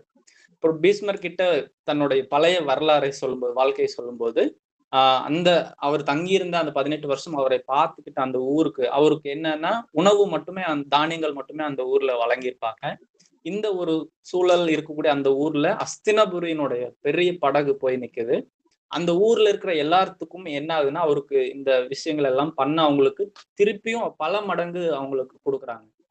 அவங்க அப்போ உணர்றாங்க, இப்படியான ஒரு பெரிய ஒரு குருவை இங்க வச்சுட்டே நாங்க ஒரு வைரத்தை நாங்க இங்க வச்சிருந்தோம், ஆனா அதனுடைய மதிப்பு தெரியாமல் நாங்க இருந்துட்டோம் அப்படின்னு சொல்லி அதுல ஒருத்தர் அழுகிறாரு கண்ணீரோட. இது நாங்க இப்படி வருந்தனோம் அப்படின்னு சொல்லி போய் அந்த குரு கிட்ட சொல்லுங்க, துரோணர் கிட்ட சொல்லுங்க அப்படின்னு சொல்லியும் சொல்லி வைக்கிறாரு. இந்த இடத்துல துரோணரோட ரொம்ப முக்கியமான ஒரு இதா என்ன வருதுன்னா, தனக்கு ஒரு பசு வேணும் ஆனா அது கிடைக்கல அப்படிங்கிற ஒரு இது மட்டுமே தான் பின்னாடி ரொம்ப பெரிய ஒரு சிக்கலா அவருக்கு இருந்திருக்கு. இப்போ இப்படி இவ்வளவு விஷயங்கள் அவங்க இது பண்றாங்க. அவங்களோட குழந்தையும் மனைவியும் ஒரு பெரிய படகுல கொண்டு வந்து இங்க சேர்க்கிறாங்க. அவங்களுக்கு அணி செய்யறதுக்கான தனியான சேடி பெண்கள் வரைக்கும் இத்தனை வசதிகளும் உயரிய மரியாதையும் கொடுக்கப்படுது. அப்படிங்கும்போது அவர் அங்க நெகிழ்றாரு. தன்னோட இதுக்கு முன்னாடி இருந்த ஒரு பிரச்சனை, ஒரு கிரைசிஸ் அவருக்கு இல்லாமல் ஆகுது. அப்போ இந்த ஒரு விஷயத்த எனக்கு பீஷ்மர் பண்ணியிருக்காரு, அஸ்தினபுரி பண்ணியிருக்கு அப்படிங்கறதுனாலே இங்க இருக்கக்கூடிய அந்த வழி தோன்றல்கள் அத்தனை பேருனுடைய நன்மை தீமைக்கும் நான் பொறுப்பெடுத்துக்குவேன். அவங்களோட நன்மைக்கு நானும் காரணமா இருப்பேன். அவங்களுக்கு ஏதாவது தீமைன்னா அதை எதிர்க்கக்கூடியவனாவும் நான் இருப்பேன் அப்படிங்கிற ஒரு இடத்துல அர்ஜுனனை அவர் ஏத்துக்கக்கூடிய ஒரு பாயிண்டா நான் பாக்குறேன். அப்புறம் இன்னொன்னு, யக்ஞசேமன் அந்த வித்தையை வச்சு அவன் ஒரு மண்ணை அடைய முடியும். ஆனா அதுக்கு மேல இருக்கக்கூடிய ஒரு விடுதலை அப்படிங்கிற ஒண்ணு போறதுக்கான வாய்ப்பு அவனுக்கு இல்லை அப்படிங்கிறது துரோணருக்கு தெரிஞ்சிருக்குது. ஒரு ஆசிரியர்னுடைய பெரிய நிறைவு என்னன்னா, அந்த மாணவனால் கிடைக்கக்கூடிய ஒரு நிறைவு அப்படிங்கறது சொல்லலாம். இதுல கூட அவர் சொல்வார், அர்ஜுனன் அந்த வில் அப்படிங்கிறது எனக்கு சொல் மாதிரி தெரியுது. உங்க நாவில் இருக்கக்கூடிய அந்த காயத்ரி நான் பார்க்க முடியுது. இதெல்லாம் சொல்லும்போது ஒரு மண்ணை அடையக்கூடியவன் சொல்லக்கூடியது இல்ல, அவனுக்கான எல்லைகள்ல இதெல்லாம் தெரியாம போயிடும். ஆனா அர்ஜுனனுக்கு தெரியுது அப்படிங்கிறது, நான் கத்த அத்தனையும் சொல்லி கொடுக்கறதுக்காகவே என் முன்னாடி வந்த ஒரு சிஷ்யன் அப்படிங்கிறவன் நீதான், உன்னால நான் நிறைவடைய முடியும் அப்படிங்கிற ஒரு நிலையில முழுவதுமாக அர்ஜுனனை அவர் தன்னுடைய குருவாக சிஷ்யனாக ஏத்துக்கிறார் அப்படின்னு நான் இந்த 2 காரணத்தினாலையும் அவரு வலிமையா ஏத்துக்கிறதுக்கான சூழலை உருவாக்கிருச்சுன்னு நான் நினைக்கிறேன். சரி, தேங்க்யூ. நன்றி அண்ணா. சரி, அப்புறம் இந்த அத்தியாயத்துல எனக்கு இன்னொரு கேள்வி இருக்கு, நான் அதையும் முன் வச்சிடுறேங்க. ஓகே. இதுல ஒரு துரோணர் அர்ஜுனனுக்கு இந்த வேதம், கலை, இந்த மாதிரி இது எல்லாத்தையுமே சொல்லிட்டு இந்த விஷயங்கள் வழியாக ஒரு விடுதலையை நீ அடைய முடியும், இருக்கக்கூடிய அத்தனை துயர்களையும் அறுத்துட்டு நீ விடுதலை நோக்கி போக முடியும் அப்படின்னு சொல்லி அதுக்கு ஒரு உவமையும் சொல்றாரு. ஒரு படிமமா அதை நம்ம புரிஞ்சுக்கலாம். ஒரு சிலந்தி வலைக்குள்ள இருக்கக்கூடிய ஒரு சிலந்தி அப்படிங்கிறது பார்த்தோம்னா, நம்ம சிலந்தின்னு எடுத்துக்கிட்டோம்னா அது அதனோட செயலை செய்யுது. அந்த மையத்துல இருந்து அது நகர்ந்து வந்துட்டே இருக்கு. ஒரு கட்டத்துல அது சிலந்தி வலையை தாண்டும் போது இங்க பிரம்மம் அப்படிங்கிற அந்த விடுதலை அந்த இதுக்குள்ள நம்ம போயிட முடியும், அது நம்மளை அதுவே ஏந்திக்கும் அப்படின்னு சொல்ற அந்த ஒரு நகர்வை என்னவா நான் பாக்குறேன்னா, ஒரு வேதம் கத்துக்கிறது, கலை இலக்கியங்கள், இந்த மாதிரி செயல்பாடுகள் அதை கத்துக்கிறது, ஏதோ ஒரு செயல் செய்யறது விடுதலை அப்படின்னு சொல்லலாம்ல, அந்த ஒரு செயல், இது எல்லாத்தையுமே நான் அதனோட உவமையா எடுத்துக்கிட்டேன். ஒருவேளை அந்த விடுதலை அப்படிங்கிற ஒண்ணு, இந்த செயல் வழியாக விடுதலை சாத்தியம் அப்படின்னு சொல்றோம் அப்படின்னா, இந்த வாழ்க்கையில விடுதலை அப்படிங்கறதோட பொருள் என்னவா இருக்கும்? இப்போ உதாரணத்துக்கு இந்த ஒரு பர்டிகுலர் செயலை மட்டும் எடுத்துக்கலாம். நம்ம இப்படி ஒரு இலக்கியம் அப்படிங்கிற ஒரு செயல்பாடு தொடர்ச்சியா செஞ்சுட்டு இருக்கோம், விவாதமாவும் பண்ணிட்டு இருக்கிறோம். இந்த ஒரு செயல்பாடு நம்மளை அந்த விடுதலை நோக்கி கொண்டு போகுமா? இது என்னுடைய கேள்வி. தேங்க்யூ. நன்றி அண்ணா. ஆன்ட்டி, நீங்க 2 क्वेश्चनக்கும் ஆன்சர் பண்ணிடுறீங்களா? அஜித் கேட்ட 2 கேள்விக்கும் சொல்றீங்களா, இல்ல நீங்க கேட்டது மட்டுமா ஸ்ரீ? எப்படி நான் கேட்டதும் அஜித் அண்ணா கேட்டதும் 2க்குமே எனக்கு அந்த அளவு ஞானம் இருக்கான்னு தெரியல ஸ்ரீ, பட் எனக்கு தெரிஞ்சதை சொல்றேன் நானு. முதல்ல நம்ம துரோணரோட டிரான்ஸ்ஃபர்மேஷன் பத்தி பேசிட்டு இருந்தீங்க இல்லையா? சோ அது அர்ஜுனனை பார்த்த உடனே எப்படி தெரிஞ்சதுன்னு, ஒண்ணு நான் ரொம்ப ரொம்ப பேசிக் லெவல் ஆஃப் ஹியூமனிட்டிய பாக்குறேன் நானு. ஒரு குழந்தைக்கு அவ்வளவுதானே அறிவு இருக்கும். துரோணர் அப்ப 2 பேருக்குமே ஏஜ பாக்குறேன் நானு. யக்ஞசேனனோட ஏஜும் சரி, துரோணரோட ஏஜும் சரி கம்மிதான். 2வது 2 பேருமே ப்ரூவ் பண்ண வேண்டிய நிலைமையில இருந்தாங்க.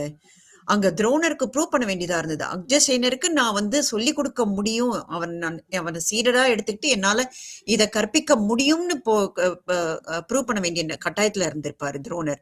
2வது டு ப்ரூவ் ஹிம்செல்ஃப், நான் நல்லவரா தான் பண்ண முடியும்னு. அது எல்லாமே அந்த அக்னிசேவரோட அந்த அந்த குரு வீட்ட இருந்து என்ன இங்கிலீஷ்லயே சொல்லிடுறேன் நான், எனக்கு அப்படிதான் வருது எனக்கு. To prove himself, to himself நான் வந்து என்னால முடியும்ன்றது. ரெண்டாவது to prove himself to the teacher. இது ரெண்டும் நடந்துதான் நான் பாக்குறேன் ஸ்ரீ.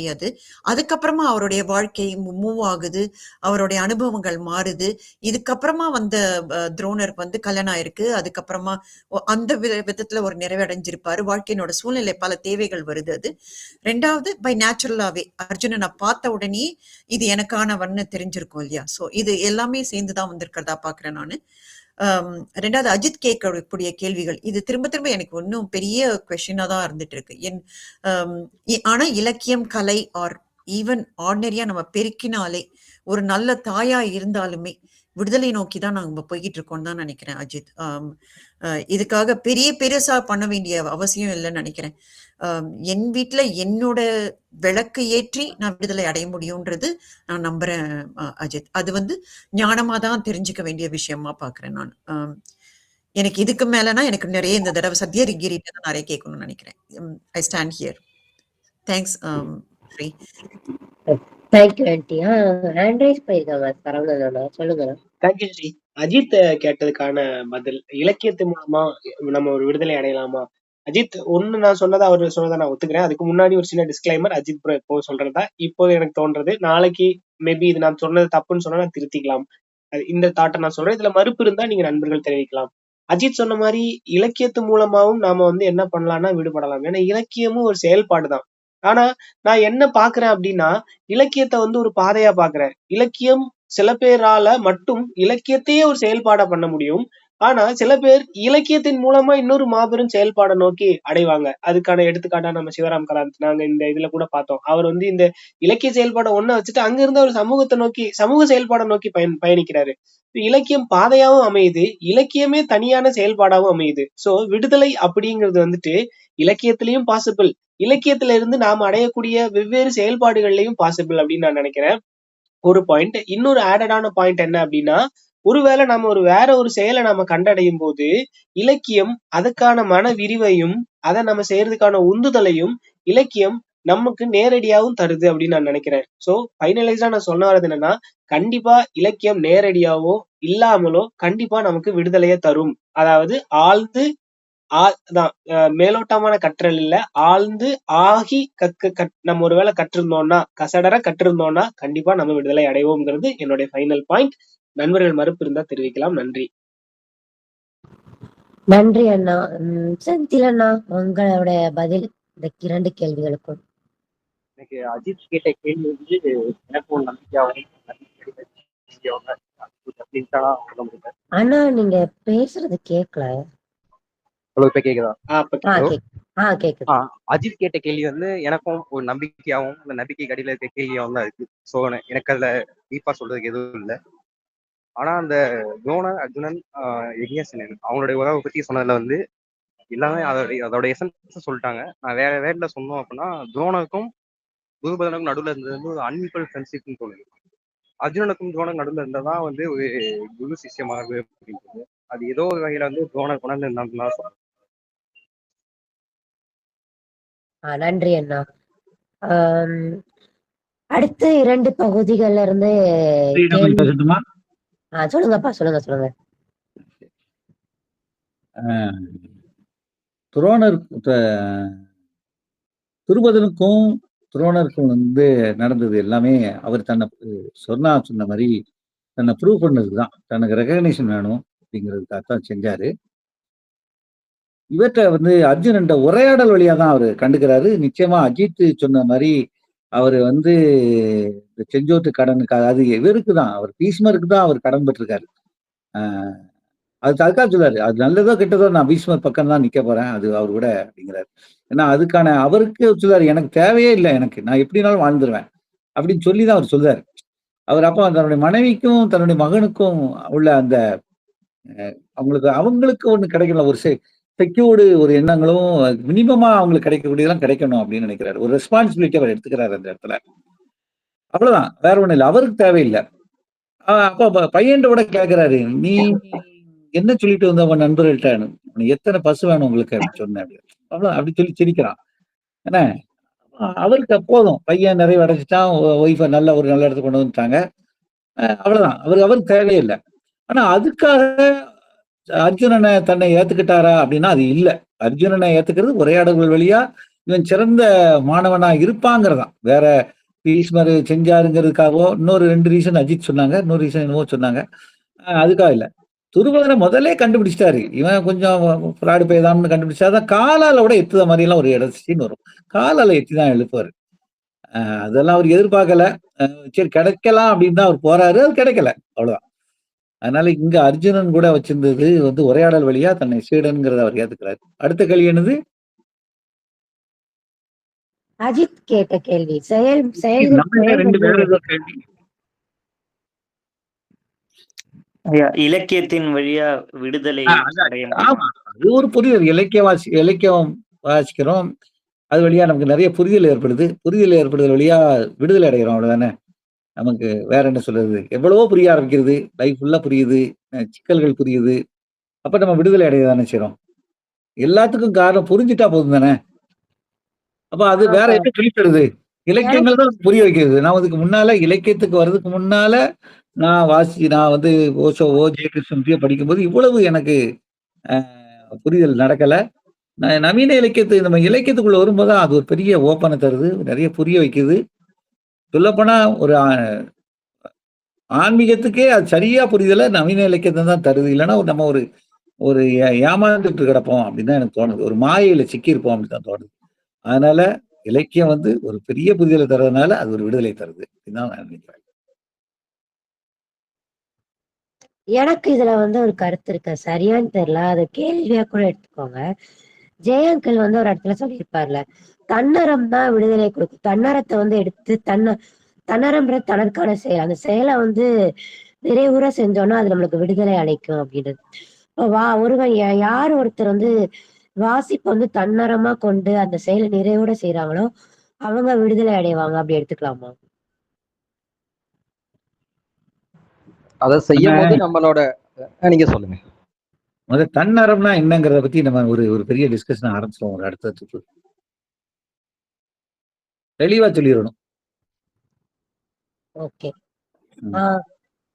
குமாரன் ஏதாவது சொல்லாங்க. இல்ல இது பெரிய டாபிக், பிரான்ச்சஸா போய்கிட்டே இருக்கும். நம்ம மகாபாரதத்தை விட்டு வெளியில வந்துருவோம்னு நினைக்கிறேன். வெண்முரசை விட்டு. சரி, வேற யாருக்கும் இந்த முதல் 2 பகுதிகளும் எது கருத்து கேள்வி இருந்தா முன் வைக்கலாம். கவிதாக்கா தங்க வாட்ஸ்அப்ல வந்ததுல இன்னும் 2 கேள்வி இருக்குன்னு நினைக்கிறேன். அதாவது புல் வந்து வில்லா துரோணருக்கு தெரியுது, சொல் வந்து வில்லா அர்ஜுனனுக்கு தெரியுது. அது வந்து துரோணருக்கு வந்து பரத்வாஜ் முனிவருடைய தாக்கமா இல்ல அர்ஜுனனுக்கு வந்து தர்மனுடைய தாக்கமா அப்படிங்கிற ஒரு கேள்வி இருந்தது இல்லையா? ஆமா. அந்த கேள்விக்கு என்னுடைய பார்வையை சொல்றேன். நிச்சயமா தந்தையினுடைய தாக்கம் துரோணருக்கு இருக்கும், தருமனுடைய தாக்கம் அர்ஜுனனுக்கு இருக்கும். அது சூழல் சார்ந்து வரக்கூடியது. இன்னொன்னு என்ன அப்படின்னு பார்த்தோம்னா, துரோணர் வந்து ஒரு இடத்துல சொல்லியிருப்பாரு, அவருடைய அம்மா வந்து குசர் குலத்தை சேர்ந்தவங்க, குசைனா புல். அதனால அந்த வழியாவும் அவருடைய ஆன்மால வில்ல புல்லா பார்க்கக்கூடிய ஒரு இது இருக்கலாம். அடுத்து அர்ஜுனனுக்கு வந்தோம் அப்படின்னா, அர்ஜுனனுக்காக தான் இந்த மகாபாரதம் எழுதப்பட்டது அப்படிங்கிற மாதிரி ஒரு இடத்துல ஜெயமோகன் சார் சொல்லிட்டோம். அதாவது கதாநாயகனே அர்ஜுனன் தான். அவருக்காக தான் இவ்வளவு பெரிய தத்துவமே விரிஞ்சு போகுது. ஸோ அவரு அந்த வில்ல சொல்லா பார்க்கறதுல அவரு தான் சொல்லா பார்க்க முடியும், சொல்லையும் வில்லையும் சேர்த்து அவர்னாலதான் பார்க்க முடியும் அப்படின்னு நினைக்கிறேன். அடுத்து இன்னொன்னு எனக்கு என்ன தோணுது அப்படின்னா, சொல்லு ரொம்ப சாதுரியமா தான் பயன்படுத்தணும், வில்லு ரொம்ப சாதுரியமா தான் பயன்படுத்தணும். ஸோ அர்ஜுன் வந்து திறமை மிக்கவர் அப்படிங்கிறங்காட்டிக்கு அவருக்கு 2டையும் இணைக்க தெரிஞ்சிருக்கு, அவர் இணைச்சு பாக்குறாரு அப்படின்னு நினைக்கிறேன். அடுத்து இவரு வந்து எல்லாத்துலயுமே வேதங்களை கத்துக்க முயற்சி பண்றங்காட்டிக்கு அதனுடைய புல்லுல இருந்து இது உருவாகுது அப்படிங்கிற மாதிரி அதுக்கு அடியில் இருக்கிற இதை அவரு மெக்கானிக்ஸம் அந்த இது வந்து அவருக்கு புரிஞ்சுக்குது துரோணருக்கு, அந்த மாதிரி நினைக்கிறேன். அடுத்து அக்னிவேசர் வந்து துரோணரை கண்டடைஞ்ச மாதிரி துரோணர் வந்து அர்ஜுனரை கண்டடைஞ்சிருக்காரு அந்த பார்த்த தருணத்துல, அப்படிங்கிற மாதிரி ஒரு பாயிண்ட்டுக்கு வரேன் நான் இப்போ. அடுத்து அஜித்தினுடைய கேள்வி. என்னுடைய அனுபவத்தை தான் நான் சொல்ல முடியும், ஏன்னா எனக்கு அவ்வளவுதான் இது இருக்கு. இலக்கியம் வந்து பாத்தீங்கன்னா, இலக்கியம் படிக்கிறதுக்கு முன்னாடி நான் வந்து படிச்ச 2வது புக்குன்னு நினைக்கிறேன்.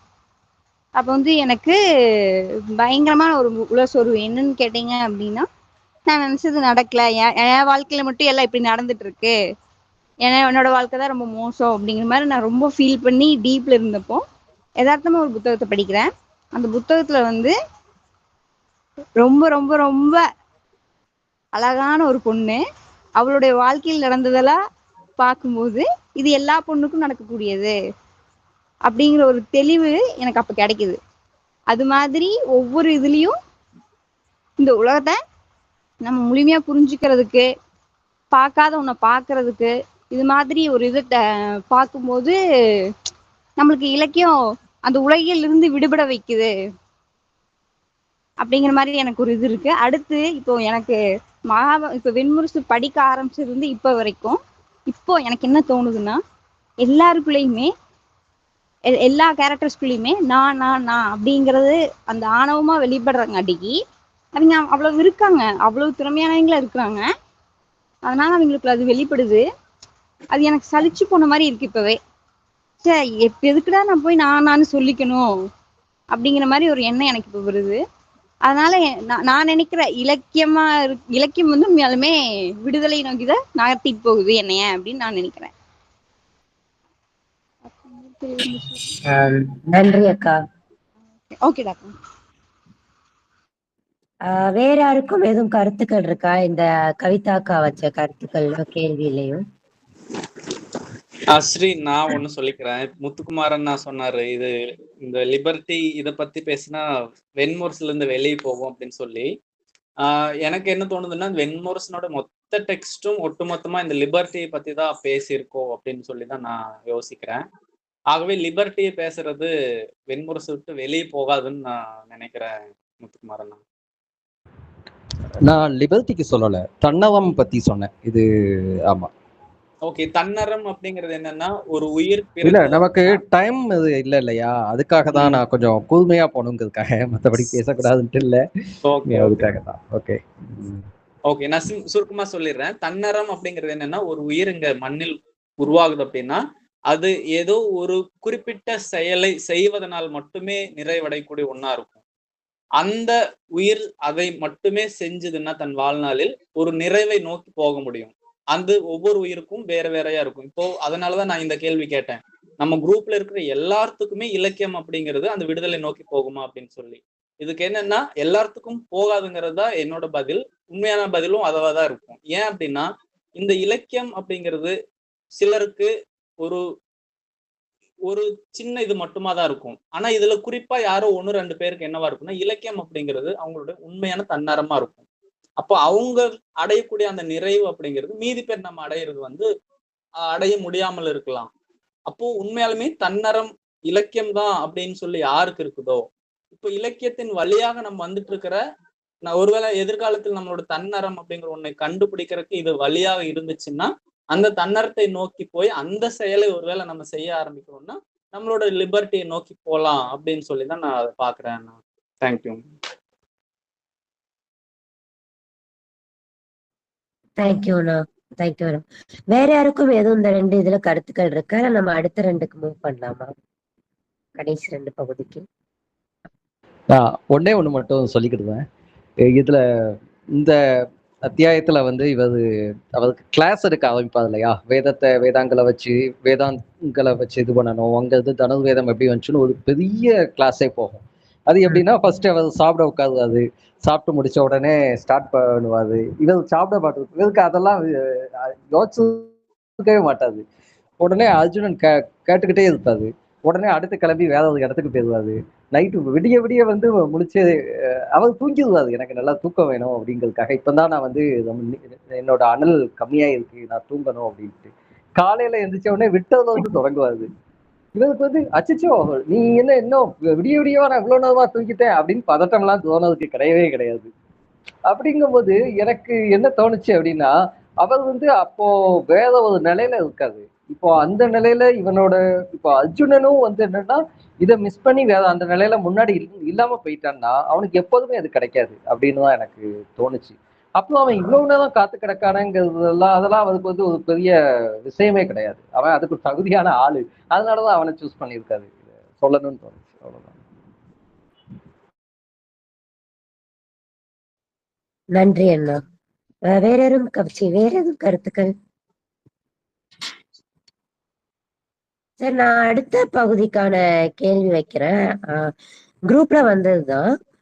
ஒரு மனிதனோட உண்மையான தொடர்ச்சி எது? அறிவு தொடர்ச்சியா உடல் தொடர்ச்சியா அப்படின்னு சொல்லி செந்தில நான் கேட்டிருப்பாங்கன்னு நினைக்கிறேன். சோ இந்த 2 தொடர்ச்சி ஏதாவது ஒரு தொடர்ச்சிக்கான போட்டி தான் அர்ஜுனனுக்கும் அஸ்வத்தாமனுக்கும் நடுவுல இருக்கா அப்படின்ற ஒரு கேள்வி. இன்னொரு கேள்வி வந்து அந்த அண்ணா போட்டிருந்தாலும் எனக்கும் அந்த கேள்வி இருந்துச்சு. ஏன் அர்ஜுனன் வந்ததுக்கு அப்புறம் துரோணர் வந்து அந்த அஸ்வத்தாமனுக்கு கத்து கொடுத்திருந்த வில்ல கீழே போட்டு தலை குனிந்து நகர்ந்து போவார். அது ஏன் எல்லாரும் நினைக்கிறீங்க? அவங்க கருத்தை நீங்க பகிரலாம். முதல் இந்த 2 கேள்வியை முடிச்சுட்டு அடுத்த ஒரு கேள்விக்கு போகலாம். குமாரனே ஸ்டார்ட் பண்றீங்களா? இல்ல, எனக்கு இந்த ரெண்டுலையுமே எனக்கு எப்படி சொல்லன்னு தெரியல. ஆமா, நான் இதை ரொம்ப லைட்டா பார்த்தேன், அதனால மத்தவங்க பேச. ஓகே, அஜித் அண்ணா. ஸ்ரீ, இப்போ என்னோட இது என்னன்னா, இப்போ உயிர் தொடர்ச்சி, அறிவு தொடர்ச்சி அப்படின்னு சொல்லி 2 இதா இருக்கு. இப்போ உயிர் தொடர்ச்சி அப்படிங்கிறது பார்த்தோம்னா ஒரு குலம் உருவாகி அடுத்து வந்துட்டே இருக்கு. அப்படி ஒட்டுமொத்தமா மானிட குலம்னு எடுத்துட்டோம்னா அது தொடர்ச்சியா வந்துட்டே இருக்கு. இதுல அந்த உயிர் தொடர்ச்சியினோட வழியிலேயே தான் இன்னொரு இதுக்கான அறிவு வரணும் அப்படின்னு சொல்லி இல்லை. அந்த அறிவு தொடர்ச்சி அப்படிங்கிறது நம்ம குரு கிட்ட இருந்து, ஆசிரியர்கள் கிட்ட இருந்து தான் கத்துக்கிறோம். உயிர் தொடர்ச்சிக்கும் அறிவு தொடர்ச்சிக்குமான ஒரு பின்னலை நம்ம போட தேவையில்லை அப்படின்னு சொல்லி நான் யோசிக்கிறேன். எப்படின்னாலும் இங்க அறிவு தொடர்ச்சி அப்படிங்கிறது இங்க நிகழ்ந்துட்டே இருக்கு. கூடவே சேர்ந்து உயிர் தொடர்ச்சியும் உருவாகுது. அந்த 2ஐயும் அழிக்கக்கூடியது ஒரே ஒரு மரபா மட்டுமே இருக்கணும் அப்படின்னு சொல்லி தேவையில்லை அப்படின்னு சொல்லி எனக்கு தோணுது. அப்படிதான் நான் இங்க அர்ஜுனனையும் அஸ்வத்தாமனையும் பாக்குறேன். துரோணர் உயிர் தொடர்ச்சி அவரோட மகனா இருக்காரு அஸ்வத்தாமன். அர்ஜுனன் வந்து ஒரு சிஷ்யனா வர்றான். ஆனா துரோணருடைய ஒரு நிறைவே அழிக்கக்கூடிய ஒரு சிஷ்யனா அவன் வந்து சேர்றான். இப்படி அந்த ஒரு காம்பினேஷன்ஸ் அப்படிங்கிறது அறிவு தொடர்ச்சிக்கு எப்படி வேணாலும் மாறலாம். ஆனாலுமே இங்க அந்த அறிவு அப்படிங்கிறது ஒரு மானிட குலம் அடுத்தடுத்த தலைமுறைக்கு கொடுத்துட்டே தான் இருக்கு. அப்படிதான் நான் பாக்குறேன். செகண்ட் கொஸ்டின் ஒரு டைம் ரிப்பீட் பண்ணுங்க ஸ்ரீ. அர்ஜுனன் வந்து துரோணர் வந்து அஸ்வத்தாமனுக்கு வில்வித்தையை கத்துக்கிட்டு இருக்கும் போது கத்து கொடுத்துட்டு இருப்பாரு. இப்ப அர்ஜுனன் வரவும் அதை அப்படி கீழே போட்டு நகன்றுவார் தலை குனிஞ்சு படி. இதை எப்படி பாக்குறீங்க? ஏன் அவர் நகர்றாருன்னு நீங்க கெஸ் பண்றீங்க அப்படின்னு? ஓகே, இல்ல இதுல எனக்கு இன்னுமே தெளிவா எனக்கு இதுல சொல்றதுக்கு கருத்துகள் இல்லை. நண்பர்கள் பேசிட்டோம், அதுக்கப்புறம் ஏதோ ஒன்று இருந்தாலும் நான் சொல்றேன். சரி, தேங்க்யூ. ஓகேண்ணா, நன்றி அண்ணா. கிரி அண்ணா, கிரி. அக்கா, எனக்கு முதல் கொஸ்டினுக்கு வந்து ஆன்சர் பெருசா இல்லை. எனக்கு இதுதான் தோணுது, அறிவு தொடர்ச்சி தான் வந்து திரும்பி திரும்பி இருந்துகிட்டே இருக்கு, அதுதான் வருது அப்படின்ற மாதிரி மகாபாரதத்துல பாக்குறப்போ அப்படிதான் இருக்கு. இப்ப 2வது கொஸ்டினுக்கு வந்து ஒரு கதை ஒண்ணு சொல்லுவாங்க. மகாபாரதத்துல அந்த கதை இல்ல. அத வாய்மொழி கதை ஒண்ணு மகாபாரத கதை சொல்லுவாங்க. ஒரு மரம் ஒண்ணு இருக்கு. அந்த மரம் இப்ப கூட பார்க்கலாம். அதுல பார்த்தா 5 ஒரு ஒரு இலையில ஒரு 5 ஓட்டை போட்ட மாரி இருக்குங்க. 4ஓ 5ஓ ஓட்டை போட்ட மாரி இருக்கும். அதுக்கு வந்து ஒரு கதை சொல்லுவாங்க. துரோணர் வந்து அஸ்வத்தாமனுக்கு அஸ்வத்தாமன் வந்து துரோணர்ட்ட சண்டை போட்டான். இந்த மாரி நீங்க வந்து எல்லாத்தையும் அர்ஜுனனுக்கு சொல்லி தரீங்க. எனக்கு வந்து எதையுமே என்ன சொல்றது?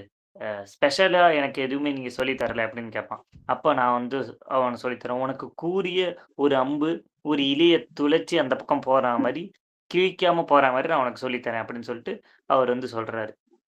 அப்ப வந்து அந்த இலைய அது ஒரு அம்பு வந்து தொலைச்சிட்டு அந்த பக்கமா போயிடுது. அஸ்வத்தாமனுகிட்ட கத்து தந்துடுறாரு. இத தூரமா ஓரமா நின்னுட்டு வந்து அர்ஜுனன் வந்து பார்த்துடுறான். அர்ஜுனன் வந்துட்டு அதே மாரி பண்றான். 2வது பொத்தல் வந்து அதுல விழுந்துருது. இது போயிடுறான். அப்புறமா அந்த பக்கமா வந்து என்ன சொல்றது? இந்த இத கேட்டுட்டு வந்து கர்ணன் வந்து வரான். கர்ணன் வந்து பார்த்துட்டு இந்த கதைக்குள்ள கர்ணன் வரல. ஆனா அந்த இதுல வந்து வாய்மொழி கர்ணன் வரான். பார்த்துட்டு ம் அ அவன் ஒரு அம்பு விடுறான். அது வந்து தொலைச்சிட்டுருது. எல்லாம் போயிடுது. அப்புறம் ஏகலைவன் வந்து வரான். வந்துட்டு அந்த அந்த இலையில இருக்கிற ஓட்டைகள பார்த்துட்டு அவன் வந்து தெரிஞ்சுக்கிறான், இவங்க அம்பு பயிற்சி செஞ்சிருக்காங்கன்னு. அவன் வந்து ஒரு அம்ப எடுத்து அப்படியே விடுறான். அதுல பொத்தல் போட்டு அந்த பக்கமா வெளிய வந்துருது. அப்ப அந்த இந்த கதை அப்படியே அ அதாவது எப்படி அவங்களோட திறன காட்டுறதுக்காக இருக்கும். இவங்க இவனுக்கு சொல்லி தராரு. இவன் அந்த ஒட்டு வெளியேருந்து அர்ஜுனன் வந்து ஒட்டு கேட்டுட்டு பார்த்துட்டு வந்துடுறான். கர்ணன் அத யார்ட்டயோ கேட்டுட்டு வந்து ஏக்கலைவன் அந்த இடத்துல வந்து பார்த்துட்டு அப்படியே விடுறான் அப்படின்னு அவங்க திறமைய சொல்றதுக்கான ஒரு கதை மாரி. அதை இந்த இடத்துலயே வந்து ரிலேட் பண்ணிக்கலாம்னு வந்து தோணுது. அவர் வந்து அவனுக்கு ஸ்பெஷலா கொஞ்சம் கற்பிக்கணும். ஏன்னா தந்தை, மகன் அந்த உறவு இருக்குல்ல. அப்படின்னு பார்க்குறப்ப தெரியுது. இன்னொன்னு அவரு உணர்ந்திருப்பாரு. ஆ இவங்க 2 பேருக்குள்ள ஏதோ ஒண்ணு நடந்துகிட்டே இருக்கு. ஓ கொஞ்சம் தீப்பொறி தெரியுது அப்படிங்கிறத அவர் உணர்ந்திருப்பாரு. அதோட இதுதான் சரி பையன கொஞ்சம் அவனோட தனியா டைம் ஸ்பெண்ட் பண்ணலான்றப்ப தான் பண்ணியிருப்பார். அர்ஜுன் வந்து அதுக்குள்ள அவர் வராது. அப்ப அவரு விலகி போற மாரி தான். ரொம்ப ஒரு எமோஷன்லாம் காமிச்சிருக்க மாட்டாரு. சாதாரணமா விலகி போற மாரி தான் அவர் வந்து நான் வந்து வாசிச்சேன். இதுதான் நன்றி. நன்றி கிரி. நான் இதோட இன்னொரு இதையும் ஆட் பண்ணிக்கலான்னு பாக்குறேன். துரோணர் வந்து தந்தையாகவும் குருவாகவும் அஸ்வத்தாமன்ட்ட இருக்காரு. அர்ஜுனனை விட ஒரு படி மகன்ற ஒரு இதுல ஒரு இது ஓரம் காமிக்கிறாரோன்னு எனக்கு தோணுது. ஆனா வந்து அது எனக்கு எவ்வளவு கரெக்ட்னு தெரியல. சோ இதை பத்தியும் நண்பர்கள் பேச நல்லா இருக்கும்னு நினைக்கிறேன். சரவணன் தான். ஸ்ரீ, எனக்கு அந்த அறிவு தொடர்ச்சி, உயிர் தொடர்ச்சி அந்த கொஸ்டினை மறுபடியும் ஒரு தடவை கேட்க முடியுமான்னு ஒரு தடவை சாரி. கண்டிப்பா நான் ஒரு நிமிஷம்.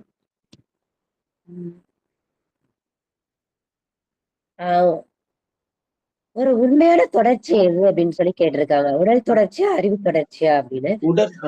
தொடர்ச்சிக்கான போட்டி தான் அர்ஜுன் கிட்டயும் அஸ்வத்தாமன் கிட்டயும் நிகழ்றதா அப்படின்னு சொல்லி கேட்டிருக்காங்க. ஓகே. இது போட்டியானா இத போட்டின்னு பார்க்க முடியுமான்னு எனக்கு தெரியல ஸ்ரீ. ஏன்னா அறிவு தொடர்ச்சி வந்து ரொம்ப காலமா நிகழ்ந்துகிட்டு இருக்கு. நான் வந்து அறிவு தொடர்ச்சின்னு சொல்றது வெறும் ஹியூமன்ஸ்ட மட்டும் கிடையாது.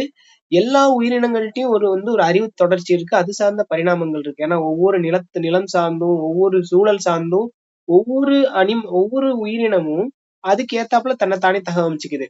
சோ தன்னோட உடலை அது நீங்க நிறைய எக்ஸாம்பிள் பார்க்கலாம். இப்ப பனிக்கரடி ஒரு மாதிரி இருக்கு, நம்ம ஊர் கரடி வேற மாதிரி இருக்கு. சோ அப்போ அறிவு தொடர்ச்சி அது வந்து ரொம்ப காலமான ஒரு பரிணாமத்தின் வெளிப்பாடுதான். அப்ப அறிவு தொடர்ச்சி அப்படிங்கிறது வந்துட்டு எக்காலத்துக்குமானது. உயிர் தொடர்ச்சி இல்லையா அப்படின்னு கேட்டா எனக்கு அங்க ஒரு கொஸ்டின் வருது. இதை நான் பாயிண்டா முன் வைக்கிறேன். நான் யாராவது சொல்லுங்க. பயாலஜிக்கல் நாலேஜ் அப்படின்ற ஒரு நாலேஜ் வந்து அடிக்கடி கோட் பண்ணுவாங்க. ஈவன் ரிச்சர்ட் டாக்கின்ஸோட இதுல கூட எழுதியிருக்காங்க. பயாலஜிக்கல் நாலேஜ் அப்படின்னு சொல்றது வந்துட்டு இந்த நாலேஜ்.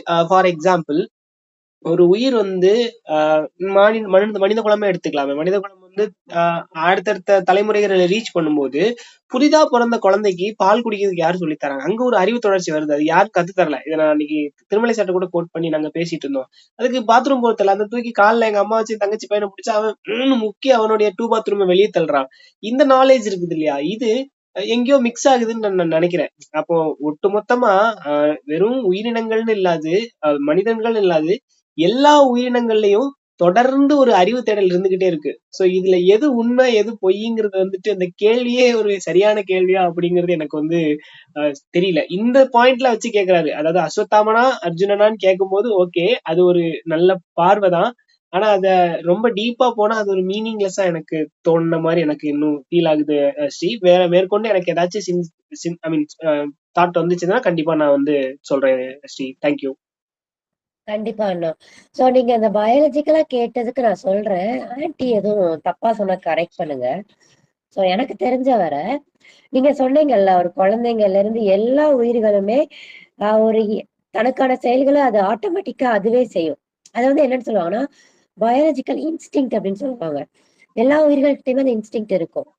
ஒரு குழந்தைக்கு வந்து தானே அந்த ரெஸ்ட் ரூம் போக தெரிஞ்சதுல இருந்து அதுக்கு அந்த பால் குடிக்க தெரிஞ்சது அதுல இருந்தா எல்லா மனிதர்களுக்குமே அப்படிதான். நீங்க வீட்டுல பெட்ஸ் வளர்த்திருந்தா கூட நீங்க அதை பாக்கலாம். அதுவே எல்லாமே பண்ணும். அதுகளே வந்து அந்த இன்ஸ்டிங்க்ட்ல பண்ணும். இது பயாலஜிக்கல் இன்ஸ்டிங்க்ட். இன்னொன்னு அறிவு வந்து பயாலஜிக்கலா டிராவல் ஆகுமானா எனக்கு தெரியல. ஆனா வந்து ஐக்யூ லெவல் வந்து டிராவல் ஆகும். பேரண்ட்ஸ்க்கு ஐக்யூ அதிகமா இருந்தா மேபி பேபிக்கு வந்து ஐக்யூ அதிகமா இருக்கலாம். இதுக்கு மேல அந்த இன்டெலெக்சுவல் குரோத்தையும் அந்த எந்த மாதிரியான அறிவு அவங்க பெற்றுக்கிறாங்கன்றத பொறுத்து அவங்க எந்த மாதிரி இடத்துக்கு போவாங்கன்றது இருக்கலாம். சோ கரெக்ட் இதுதான் நினைக்கிறேன். ஸ்வர்ணாண்டி உங்களுக்கு எதுவும் கருத்து இருக்கா? சரவணனோட இல்லம்மா, அதுக்கு ஒண்ணே ஒண்ணுதான் சொல்லணும்னு நினைச்சேன். Genetic memory. பயாலஜிக்கல் இதுன்னு சொன்னீங்கல்ல, பயாலஜிக்கல் இன்ஸ்டிங்க்ட் இல்ல, it's memory, genetic memory. It's common for அமீபால இருந்து எல்லாத்துக்குமான காமனான விஷயம் தான் ஸ்ரீ. அவ்வளவுதான். மீதி லிசன் பண்றேன் நான். Thank you aunty. சோ இப்போ இந்த போன 2 செந்தில் ப்ரோ. செந்தில் அண்ணா சொல்லுங்க.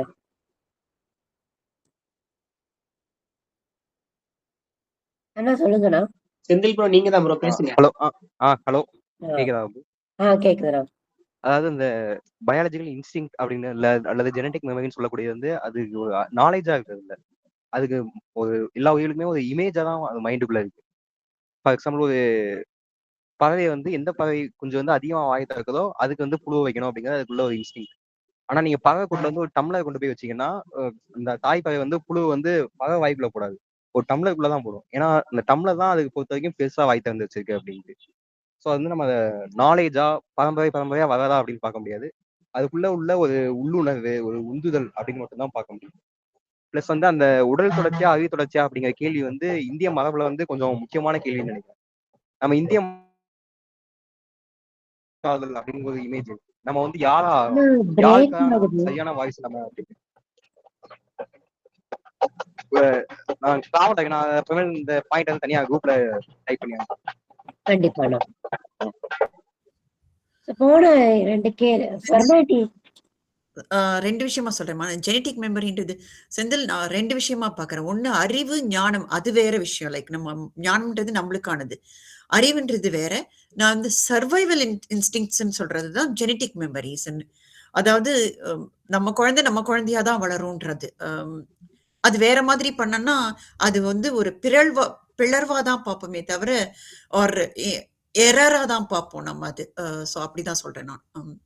Just wanted to clarify. Survival வேற, சர்வைவலுக்காக வரக்கூடிய மெமரி வேற, அதுக்கப்புறமா தேடக்கூடிய அறிவு, லீடர்ஷிப் இதெல்லாம் வந்து டிஃப்ரெண்டான விஷயங்கள். கோ ஹெட் ஸ்ரீ. சாரி.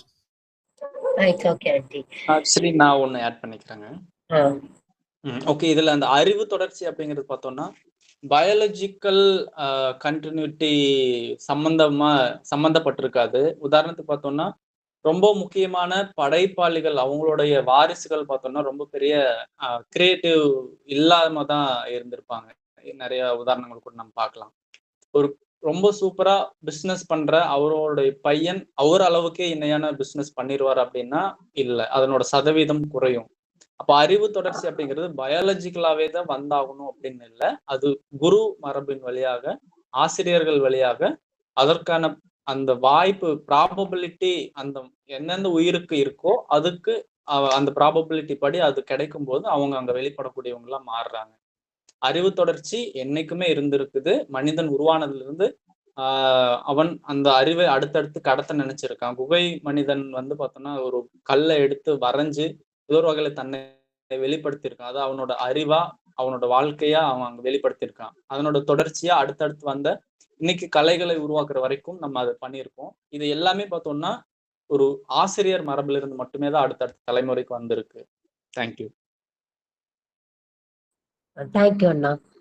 சோ இவ்வளவு நேரம் நம்ம முன்னாடி இருந்த 2 கேள்விகள், அப்புறம் இந்த பயாலஜிக்கல் திங், இதை பத்தி வேற யாரும் கருத்துக்கள் பேசுறீங்களா? குமார் அண்ணா.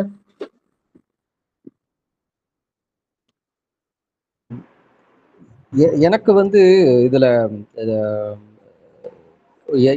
எனக்கு ஒண்ணு என்ன தோணுச்சு அப்படின்னா, இந்த ஜோனல் வந்து இந்த நிறைய விஷயங்கள் சொல்லிக்கிட்டே போயிட்டு அதுக்கப்புறம் நேரா ஸ்ட்ரைட்டா குதிரைக்கு வந்துருவாரு. குதிரையை பத்தி பல டீட்டெயில்டு சொல்லுவாரு. ஈவன் பையனுக்கே வந்து குதிரையோட நேம் தான் அஸ்வத்தாமன் அப்படின்னு தான் வைப்பாரு. ஸோ இது வந்து அவரோட தனிப்பட்ட விருப்பா இல்லைன்னா ஒரு உண்மையிலே தனுர்வேதத்துக்கும் குதிரைக்கும் அவ்வளவு நெருங்கின தொடர்பு எது இருக்கான்னு எனக்கு ஒரு கேள்வி வந்துச்சு. அதை இங்க முன்வைக்க. நன்றி அண்ணா. எல்லா கேள்விகளையும் சேர்த்து இனி வரவங்க அப்படி பேசிடுங்க. அப்பா. இல்ல எனக்கு இது இல்ல. சரி. செந்தில் அண்ணா.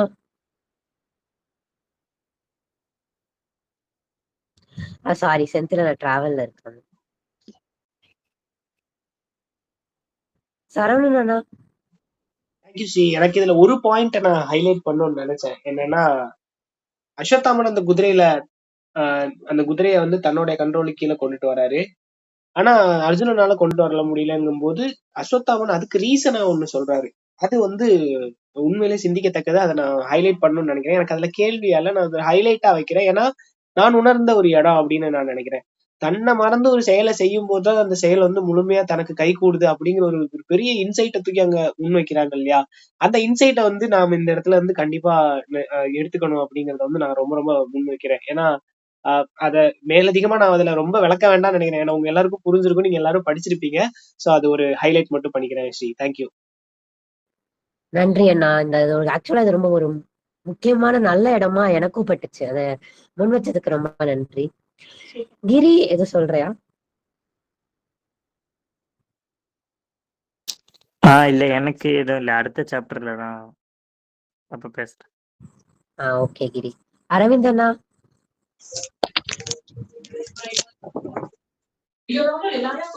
நண்பர் இது கேட்டிருந்தாருல, குதிரைக்கும் வில்லுக்கும் என்ன சம்பந்தம்னு கேட்டிருந்தாரு. துரோணரே ஒரு இடத்துல பதில் சொல்லியிருக்காரு. விற்கலை வந்து கிட்டத்தட்ட 65 அந்த ஆயக்கலைகளோட சம்பந்தமானதுன்னு துரோணர் சொல்லியிருக்காரு. அது வந்து ஒரு குதிரையை கவர்ல இருந்து ஒரு பெண்ணை கவர் வரைக்கும் எல்லாமே விற்கலையில சிறந்தவன் வந்து எல்லாத்தையுமே பண்ண முடியும். அதுக்கான பயிற்சிகள் ஒன்று 65 கலைக்கும் ஒன்று வந்து பயிற்சி தரதுக்கு ஆளை அமைக்கப்படுறேன்னு அர்ஜுனுக்கு பின்னாடி சொல்லுவாரு. அது நம்ம 3ஆம் சாப்டர்ல படிச்சோம் நினைக்கிறேன், இன்னைக்கான சாப்டர்ல.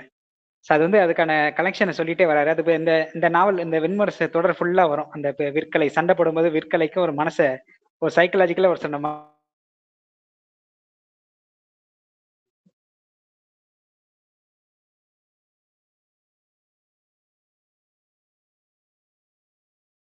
சிறந்து விளங்கணும்னா உன்னையே நீ இழக்கணும், ஃபுல் அண்ட் ஃபுல் கான்சென்ட்ரேட் பண்ணும். அப்போ நீ ஒன்னை மறந்து அந்த கலையோட கலையை நீ ஐக்கியமாகணும். அதுதான் அஸ்வத்தாவன் சொல்லி நான் வந்து அஸ்வபதியாவே நினைச்சிட்டேன் என்ன அப்படின்னு அவன் சொல்லியிருப்பான். அதான் தோணு இன்னொரு வார்த்தையில தன்னை இழத்தல்னு சொல்லியிருப்பாரு. அது வந்து அடிக்கடி வந்துகிட்டே இருக்கும். இன்னைக்கு கூட இது மல்டி என்ன சொல்லுங்க, ஒரே நேரத்துல 10 வேலைகளை செய்ய முடியுமா? அந்த மாதிரி ஜெயமோகன் ஒரு இன்னைக்கு ஒரு ஆசிரியர் ஒரு ஆடியோ போட்டிருந்தாரு. மல்டி டாஸ்கிங் வந்து சாத்தியமே இல்லை, முழுசா உன்ன மனசை ஈடுபடுத்தி செய்யறதுல தான் உன்னோட முழு வெற்றி, உன்னோட முழு சக்தி வெளிப்படுற வாய்ப்பு இருக்குலாம் சொல்லியிருந்தாரு. அதெல்லாம் தான் எனக்கு தோணுச்சு இதெல்லாம் சொல்லும்போது, இந்த விற்கலை குதிரை இதுக்குள்ள இருக்கிற சம்பந்தம் இருக்குன்றது எனக்கு புரிய. நன்றிண்ணா.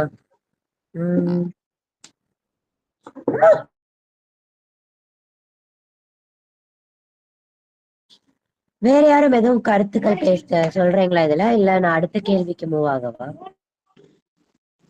ஸ்ரீ, நான் இதுல ஒண்ணு சொல்லிக்கிறேங்க. சொல்லுங்கண்ணா. ஓகே. இந்த லாஸ்ட் இலக்கிய முகாம் நாங்க போயிருந்தோம். அப்போ ஒரு கவிதை அரங்குல வந்து ஒரு கல்பற்ற நாராயணன் அவருடைய ஒரு கட்டுரை வந்து படிச்சுட்டு வர சொல்லியிருந்தாங்க. அது என்னன்னா, மனிதன் எப்படி கழுதையில பயணம் செய்ய ஆரம்பிச்சான், எப்படி அவன் குதிரைக்கு மாறினான் அப்படிங்கிற ஒரு அந்த மன விரிவு எப்படி நடந்தது அப்படின்னு சொல்லி அதுல அவர் சொல்லியிருப்பாரு. ஏதோ ஒரு வகையில் அவன் அதுல கல்பற்றா நாராயணன் என்ன சொல்லியிருப்பாருன்னா, குதிரைக்கு போனது அப்படிங்கிறது மனிதனுடைய அகம் இன்னும் அதிகமாக விரைவடைய இன்னும் அதிகமாக ஒரு ஆசை கொள்ள அவன் அந்த ஆசைக்கு இணையான உன்னை வெல்லணும் அப்படின்னு சொல்லி நினைச்சுதான் அவன் குதிரைய இது பண்ண ஆரம்பிக்கிறான். அதுக்கு முன்னாடி வரைக்கும் அவன் மனம் ஒரு எளிய அடங்கிய ஒன்னா இருக்கும்போது மிகவும் மெதுவாக நடந்து போகக்கூடிய ஒரு கழுதை மேல போகக்கூடியது அவனுக்கு போதுமான ஒன்னா இருந்திருக்கு. இப்போ நாகரிகம் வளர வளர அந்த மனமும் இன்னும் பெரிய விரைவு கொள்ளும் போது அவன் குதிரைகளை பயிற்றுவிக்கிறான், அதை பயன்படுத்த ஆரம்பிக்கிறான், அவனுடைய ஊர்தியா பயன்படுத்துறான் அப்படின்னு சொல்லி அவர் சொல்லியிருப்பாரு. இங்கேயும் பார்த்தோம்னா இந்த குதிரையை அஸ்வத்தாமன் இது பண்ணும்போது சொல்லக்கூடிய அந்த ஒன்றும் அர்ஜுனனுக்கும் அறிவுரையா சொல்லப்படும் போது, குதிரையை நீ எப்படி அதை கட்டுப்படுத்தணும், உன் பேச்சு கேட்க வைக்கணும், அதுக்குள்ள இருக்கக்கூடிய அந்த தேவன் உன்னை நீ அதுல அந்த தேவன் கிட்ட நீ பேசணும் அப்படிங்கிற அந்த ஒரு இது என்னன்னா சிம்பாலிக்கா நான் எப்படி பாக்குறேன்னா, மனிதன் இப்படியான ஒரு பரிணாமம் அடைகிறான். அப்போ மனிதனுடைய அந்த விரைவு அப்படிங்கிறது இப்படியான ஒரு பெரும் நிலத்தை இது பண்ணணும், வெல்லணும் அப்படிங்கிற ஒரு விளைவுனாலதான் அந்த குதிரையை கொண்டு வந்திருக்காங்களோ அப்படின்னு சொல்லியும் எனக்கு தோணுது. பார்த்தோம்னா நாயக்கர்கள் அப்படின்னு சொல்லி நம்ம மதுரை ஆண்டவங்க வந்து இங்க ஒரு பழங்குடிகளா தான் இருக்காங்க, மாடுகள் மேய்ச்சிட்டு இருக்காங்க. ஒரு கட்டத்துல அவங்க குதிரைகளை மேய்க்க ஆரம்பிக்கிறாங்க, குதிரைகளை பழக்கப்படுத்துறாங்க, ஒரு படையை உருவாக்குறாங்க, கிளம்பி வர்றாங்க. இங்க ஒரு 300 வருஷம் அவங்களோட ஆட்சியை புரியுறாங்க. இப்படி குதிரை அப்படிங்கிறது ஒரு வகையில் ஒரு ஒரு மண்ணை அடையிறதுக்கான ஒரு ரொம்ப முக்கியமான நேரடி வழியாக வரலாறு முழுவதும் இருந்திருக்கு. இங்க அந்த குதிரையை புரிஞ்சுக்கும் போது அந்த 64 கலைகள்ல எல்லாத்தையும் நம்ம கனெக்ட் பண்ணி பார்த்தோம்னா வில்லுக்கு அது சம்மந்தப்படும் அப்படின்னு சொல்றதுல ஒட்டுமொத்தமான இந்த வரலாறு மண்ணை சார்ந்து இருந்திருக்கு. அதுல முக்கியமான ஒரு பங்கை இந்த குதிரையும் ரோல் பிளே பண்ணிருக்கு அப்படின்னு சொல்லிதான் நான் இதுல அதனோட மையமா பாக்குறேன். அதனாலதான் இங்க குதிரை அப்படிங்கிற முக்கியமான ஒன்னாவும் பேசப்பட்டிருக்கோம் அப்படின்னு சொல்லி எனக்கு தோணுது. தேங்க்யூ. சரி, நன்றி அஜித் அண்ணா. அரவிந்த் அண்ணா இது சொல்றீங்களா?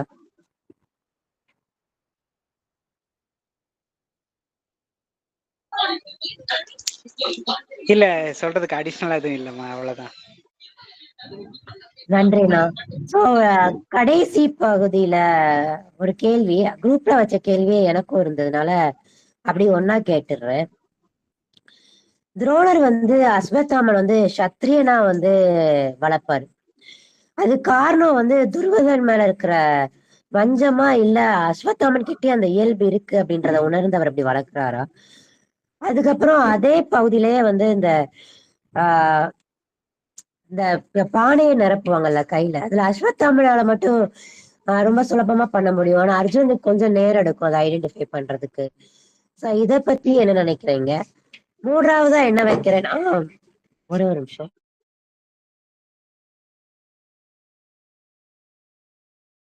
மன்னிக்கவும், மூன்றாவது என்ன வைக்கிறேன்னா, அர்ஜுனனுக்கு வந்து அஸ்வத்தாமன் மேல ஒரு சின்ன ஒரு பொறாமை இருக்கும். அது வந்து அந்த ரெண்டு பேருக்கும் அந்த தனுர்வித்தை அப்புறம் அந்த அறிவு மேல இருக்கிற இதா, இல்ல வந்து துரோணர் வந்து அஸ்வத்தாமன் தன் மகன்ன்றதால அவனை ஒரு படி மேல அவனை கொஞ்சறதா இருக்கட்டும், இதெல்லாம் பார்த்து அர்ஜுனனுக்கு ஒரு ஏக்கம் இருக்கும். இது ஒரு தந்தைக்கான பாசத்துக்கான ஏக்கமா பாக்குறீங்களா, இல்ல அந்த குரு மேல அவனோட அட்டென்ஷன் வந்து ஆஹ் அஸ்வத்தாமன்ட்ட போறத அவனால அக்செப்ட் பண்ண முடியலன்னு பாக்குறீங்களா? இதை பத்தி நண்பர்கள் பேசுங்க. அரவிந்த் அண்ணா. வணக்கம். எனக்கு தெரிஞ்சே சொல்றேன். இந்த பொறாமைன்றது துரோணர் அறியாமையிலே தன்னை அறியாமையே அவங்களுக்குள்ள உருவாக்கிட்டாருன்னு நினைக்கிறேன். ஏன்னா அஸ்வத்தாமன் அந்த ஊருக்கு வர்றதுக்கு முன்னாடி நான் இரவு பகலா ஃபுல்லா தன்னை வந்து கவனிச்சுக்கிறத பொறுப்பு வந்து அர்ஜுனன் கிட்ட விட்டுக்கிட்டாரு. இந்த நெருப்பு சிக்கி முக்கி கல்ல உரசி சமையல் செஞ்சு எல்லாம் செய்யறது வரைக்கும் எல்லா பொறுப்பும் செஞ்சுட்டு மகன் வந்தோடனே அப்படியே கம்ப்ளீட்டா மாறிட்டார். ஃபுல்லா அவன் கூட நைட் உட்காந்து பேசுறது, இன்னைக்கு ஒரு நைட் மட்டும் இருந்துடுறேன். அவன் வந்து வெளியே பாவம் மலையில வந்து வெளியில உட்காந்துருக்கிறான். இருந்த ஜெயமோகன் அவர்கள் நல்லா புனைஞ்சிருப்பாரு. இது மூலத்துல நான் பார்க்காத ஒரு அழகான விஷயம், நல்லா புனைஞ்சிருப்பாரு அந்த 2 பேருக்குள்ள பொறாமை எப்படி உருவாகுதுன்னு. அதுக்கப்புறம் ரொம்ப லேட்டா துரோணர் ரியலைஸ் பண்ணாரு, ஐயோ 2 பேருக்குள்ள பகை வந்துருச்சு. அதுக்கப்புறம் கூட்டு தனியா பேசுவாரு. இவன் வந்து என்னோட மகன் அர்ஜுனன் கிட்ட சொல்லுவாரு, அது மாதிரி இவன் தான் என்னோட முதல் மாணவன், உன்னை விட நீ இவனால்தான் எனக்கு வந்து முக்தி கிடைக்கலாம் சொல்லி எவ்வளோ சமாதானப்படுத்த பார்ப்பாரு. ஆனா அவங்களுக்குள்ள பகை வளர்ந்துகிட்டே இருக்கும். அவர் இருக்கும்போது நல்ல மாதிரி நினைச்சிட்டு அப்புறம் அடிச்சுக்கிற மாதிரிலாம் கான்செப்ட்லாம் கொஞ்சமா வளர்ந்துகிட்டு வருது. அதுதான் இவங்களுக்குள்ள தெரிய வருது. அது வந்து பொறாமை வந்து இவரே அறியாமையினால உருவாக்குனது, அதுக்கப்புறம் வளருது. அந்த மாதிரி வெண்முரசு புனைகிற மாதிரி தெரியுது. அது இயல்பாவே மாணவர்களுக்குள்ள இருக்கதான். ஒரு ஆசிரியரால் அது ஒண்ணுமே பண்ண முடியாது. நல்ல அறிவார்ந்த மாணவர்கள் 2 பேர் ஒன்னா இருந்தாங்கன்னா அவங்களுக்குள்ள கண்டிப்பா போட்டி பொறாமலாம் வளரதான் செய்யும். அது ஒருத்தர் மகனா இருந்துட்டா முடிஞ்சு போச்சு. கொஞ்சம் நெஞ்சம் அவர் என்ன மகனுக்கு இயல்பா செய்யறதை விட இன்னொருத்தனுக்கு பொறாமையை உண்டாக்கிட்டே இருக்கும். அது ஒரு கேள்வி. இன்னொரு கேள்வி என்ன வச்சிருந்தீங்க? சத்திரியனா அஸ்வத்தாமனை வளர்ப்பார்ல. கரெக்ட். கேள்வி நான் தான் எழுப்பியிருந்தேன். எனக்கு அந்த வஞ்சம் இருக்கிறது கரெக்ட் தான். ஆனா அஸ்வத்தாமன்ட்ட சத்திரியனுக்குள்ள இயல்பு இருக்குதுன்றத அவர் கரெக்டா புரிஞ்சுதான் வளர்க்குறான்னு தோணுது. ஏன்னா அந்த வஞ்சம் ஒரு பக்கம் இருக்கு, அவருக்குள்ள ஒரு அனல் ஓடுதுன்னு சொல்லிட்டே இருப்பாங்க. அர்ஜுனன் கிட்ட சொல்லி கொடுத்துருக்கும் போது ஒரு அனல் ஓடுதுன்னு. அது துருவதனை எப்ப பழி வாங்கலான்ற ஒரு வஞ்சம் இருந்துகிட்டே இருக்கு. ஆனா அதுக்கும் அஸ்வத்தாமனை சத்தியனா வளர்க்கறதுக்கும் சம்மந்தம் இல்லைன்னு தான் எனக்கு தோணுது. ஏன்னா அவனுக்கே அந்த இயல்பு இருக்கு. அந்த குதிரை இயல்புல இருந்து, அந்த விற்கலையில இருந்து அவனுக்கு வந்து நிச்சயமாவே அந்த சத்திரியனுக்குள்ள இயல்பு இருக்கு. தன்னோட தந்தை வந்து தன்னை வந்து சரியா அடையாளம் காணலன்ற ஒரு குற்ற உணர்வு இருக்கும். அது அவர் செஞ்ச தான் தந்தை தனக்கு செஞ்சே தவிர தன் மகனுக்கு தான் செஞ்சிடக்கூடாதுன்றது துரோணர் எச்சரிக்கையா இருக்காருன்னு எனக்கு தோணுது. சரியா அவனோட திறமையை அடையாளம் கண்டு அதை அப்படியே அவனை வளர்க்கணும்ன்ற முயற்சி பண்றாருன்னு தான் எனக்கு தோணுது. நன்றி அண்ணா. அஜித் அண்ணா, உங்களோட கருத்து? சரி, இப்போ அர்ஜுனனுடைய அந்த வெறுப்பு வந்து பார்த்தோம்னா, அர்ஜுனனுக்கு இயல்பாவே அவங்க அம்மா கிட்டையான ஒரு நெருக்கமும் இல்ல. அங்கேயும் அவனுக்கு ஒரு பெரிய ஏமாற்றம் இருந்திருக்கும். இங்க குரு அப்படிங்கிறவரு எந்த ஒரு மாணவனுமே தான் மிகவும் நெருக்கமா இருக்கணும்னு அப்படின்னு கண்டிப்பா நினைப்பாங்க. அதுல ஏதோ ஒரு வகையில் அது அவருடைய சொந்த மகனாகவே வந்தாலும் அங்க ஒரு விரிசல் ஆகும்போது ஆனா உருவாகக்கூடிய அந்த ஒரு வெறுப்பு அர்ஜுனனுக்கு உருவாகிறது இயல்பான ஒண்ணுதான் நினைக்கிறேன். ஏன் அப்படின்னா துரோணருடைய அவரு நிறைவே இது நான் கத்த அத்தனையும் சொல்லிக் கொடுக்கறதுக்கான ஒரு மாணவன் நீ அப்படிங்கிற ஒரு நிலையில் இருக்கக்கூடிய ஒரு மாணவனுக்கு கண்டிப்பாக அப்படி ஒரு வெறுப்பு உருவாகலைன்னா தான் நம்ம அதை சந்தேகப்படணும். அந்த ஒரு உறவு, குரு சிஷ்ய உறவை நான் அப்படிதான் அர்ஜுனனை பாக்குறேன். இயல்பாவே அர்ஜுனன் தன்னளவில் அந்த உறவுக்கான ஏக்கத்தை கொண்டவன் தான். குந்தி கிட்ட அவன் நெருங்க முடியாததே அவனுக்கு ஒரு பெரிய ஒரு மனம். அந்த அம்மாவை பத்தி பேசும்போது மட்டுமே அவன் இப்படி ஆகுவான் அப்படின்னு சொல்லி பீமன் ஒரு இடத்துல நினைச்சு பார்ப்பான், அப்ப சிரிப்பான்.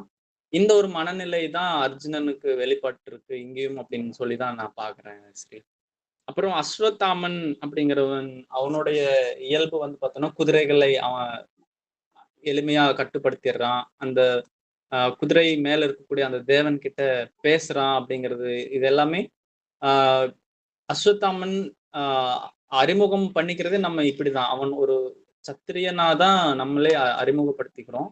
அதே போல துரோணரும் அதற்கான அனுமதிகளையும் அவருக்கு கொடுத்துதான் இருக்காரு அப்படின்னு சொல்லிதான் நான் பாக்குறேன். தேங்க்யூ.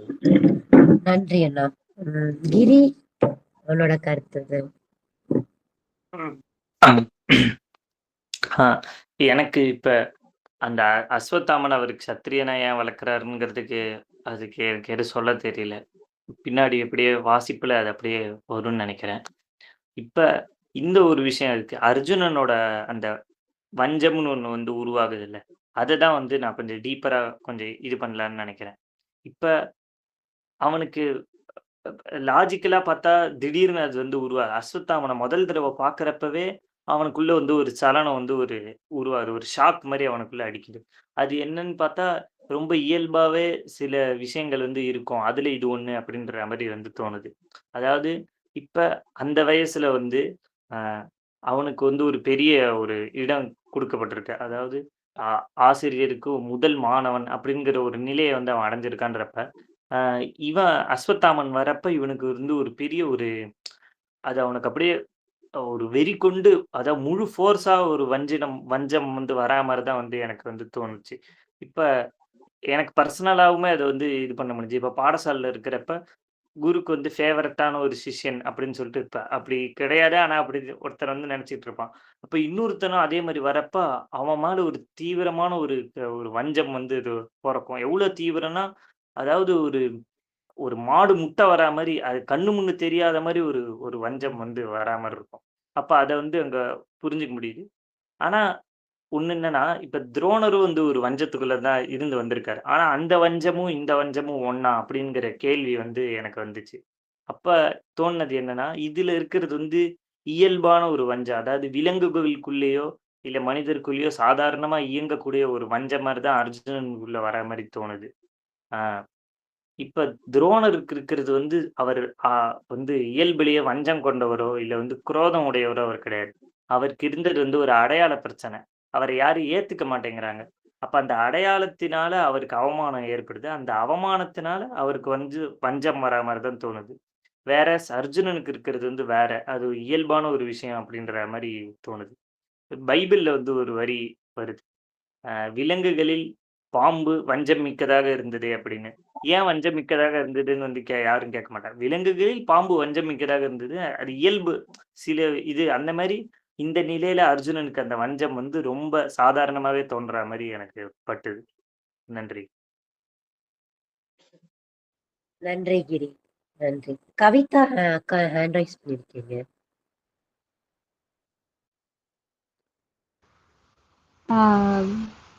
சரி, இப்ப இந்த வஞ்சத்துல வந்து முதல்ல நாம வந்து அர்ஜுனன் அர்ஜுனோட மனசுல அர்ஜுனனை எப்படி நினைக்கிறாரு அப்படிங்கறதையும் கனெக்ட் பண்ணணும்னு நான் நினைக்கிறேன். அர்ஜுனன் வந்து கிருபரை ஆசிரியராகவே ஏத்துக்கல, ஆனா துரோணரை ஏத்துக்கிறாரு. அதாவது துரோணரை வந்து ரொம்ப உயர்வான இடத்துல அர்ஜுனர் வச்சிருக்காரு. ஸோ துரோணரும் அர்ஜுனனை முதன்மையான இடத்துல வச்சிருக்கணும் அப்படின்னு அர்ஜுனன் இயல்பாவே மனசுக்குள்ள வருது. அதனால இவன் இந்த அஸ்வத்தாமன் வர்றத அவனால ஏத்துக்க முடியல அப்படின்னு நினைக்கிறேன்.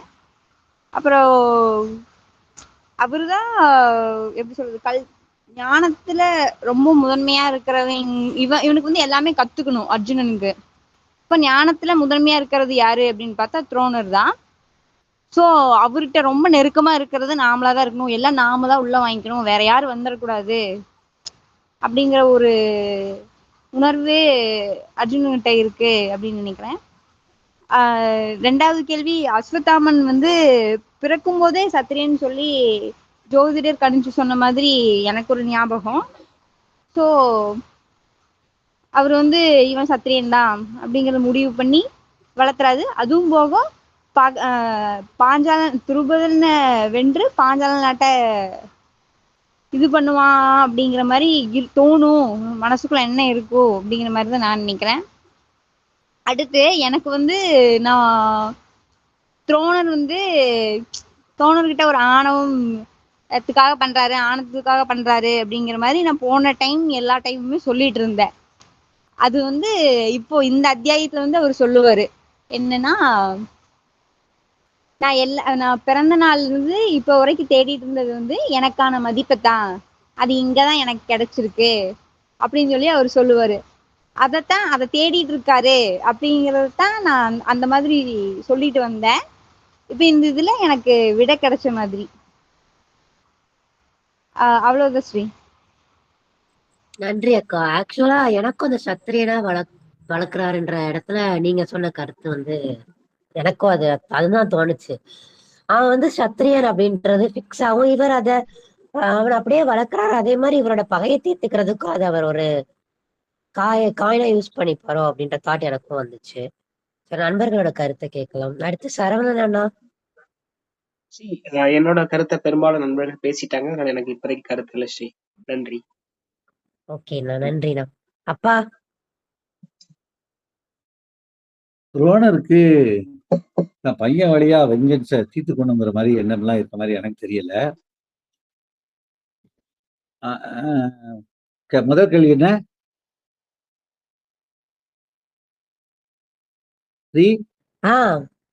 முதல் கேள்வி என்ன? அந்த பகை அர்ஜுனனுக்கும் அஸ்வத்தாமனுக்கும் நடுவுல ஒரு பகை உருவாகுதுல, ஒரு ஜெலஸ். அதாவது துரோணர் வந்து ஒரு நல்ல குரு.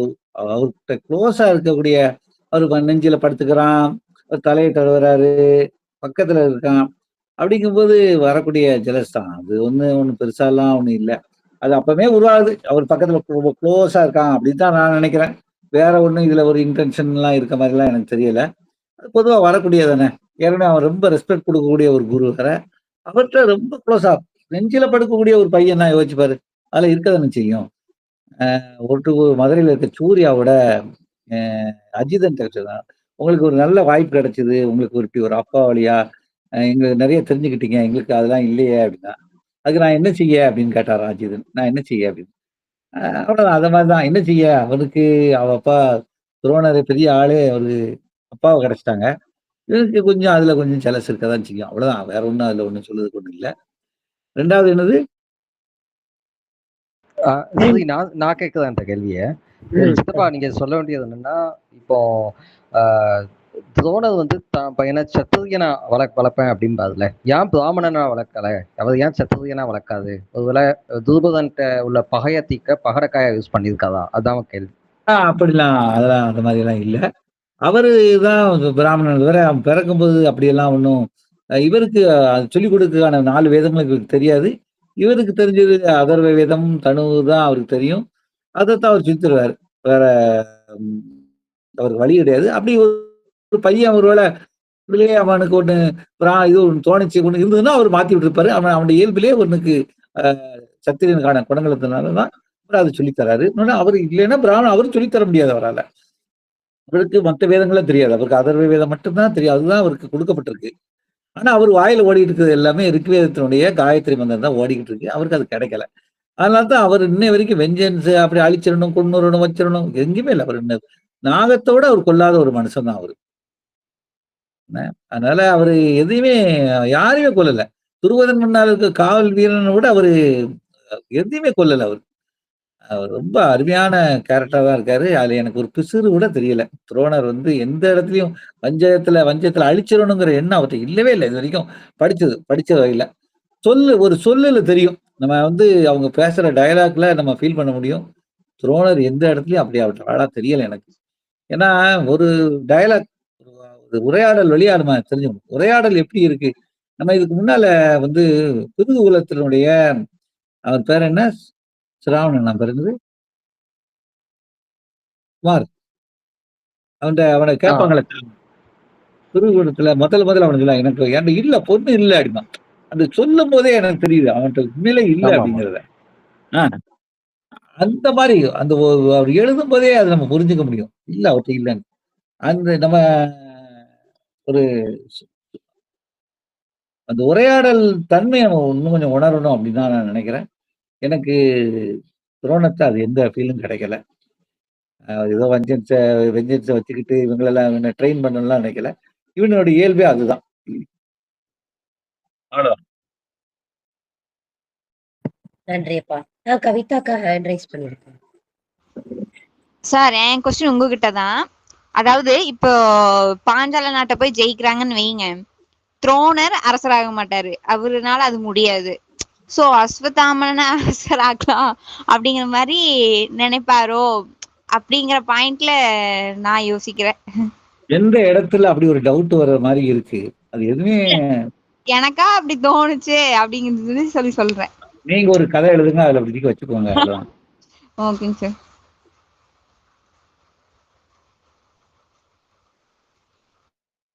ஸ்வர்ணா ஆன்ட்டி உங்களோட கருத்து?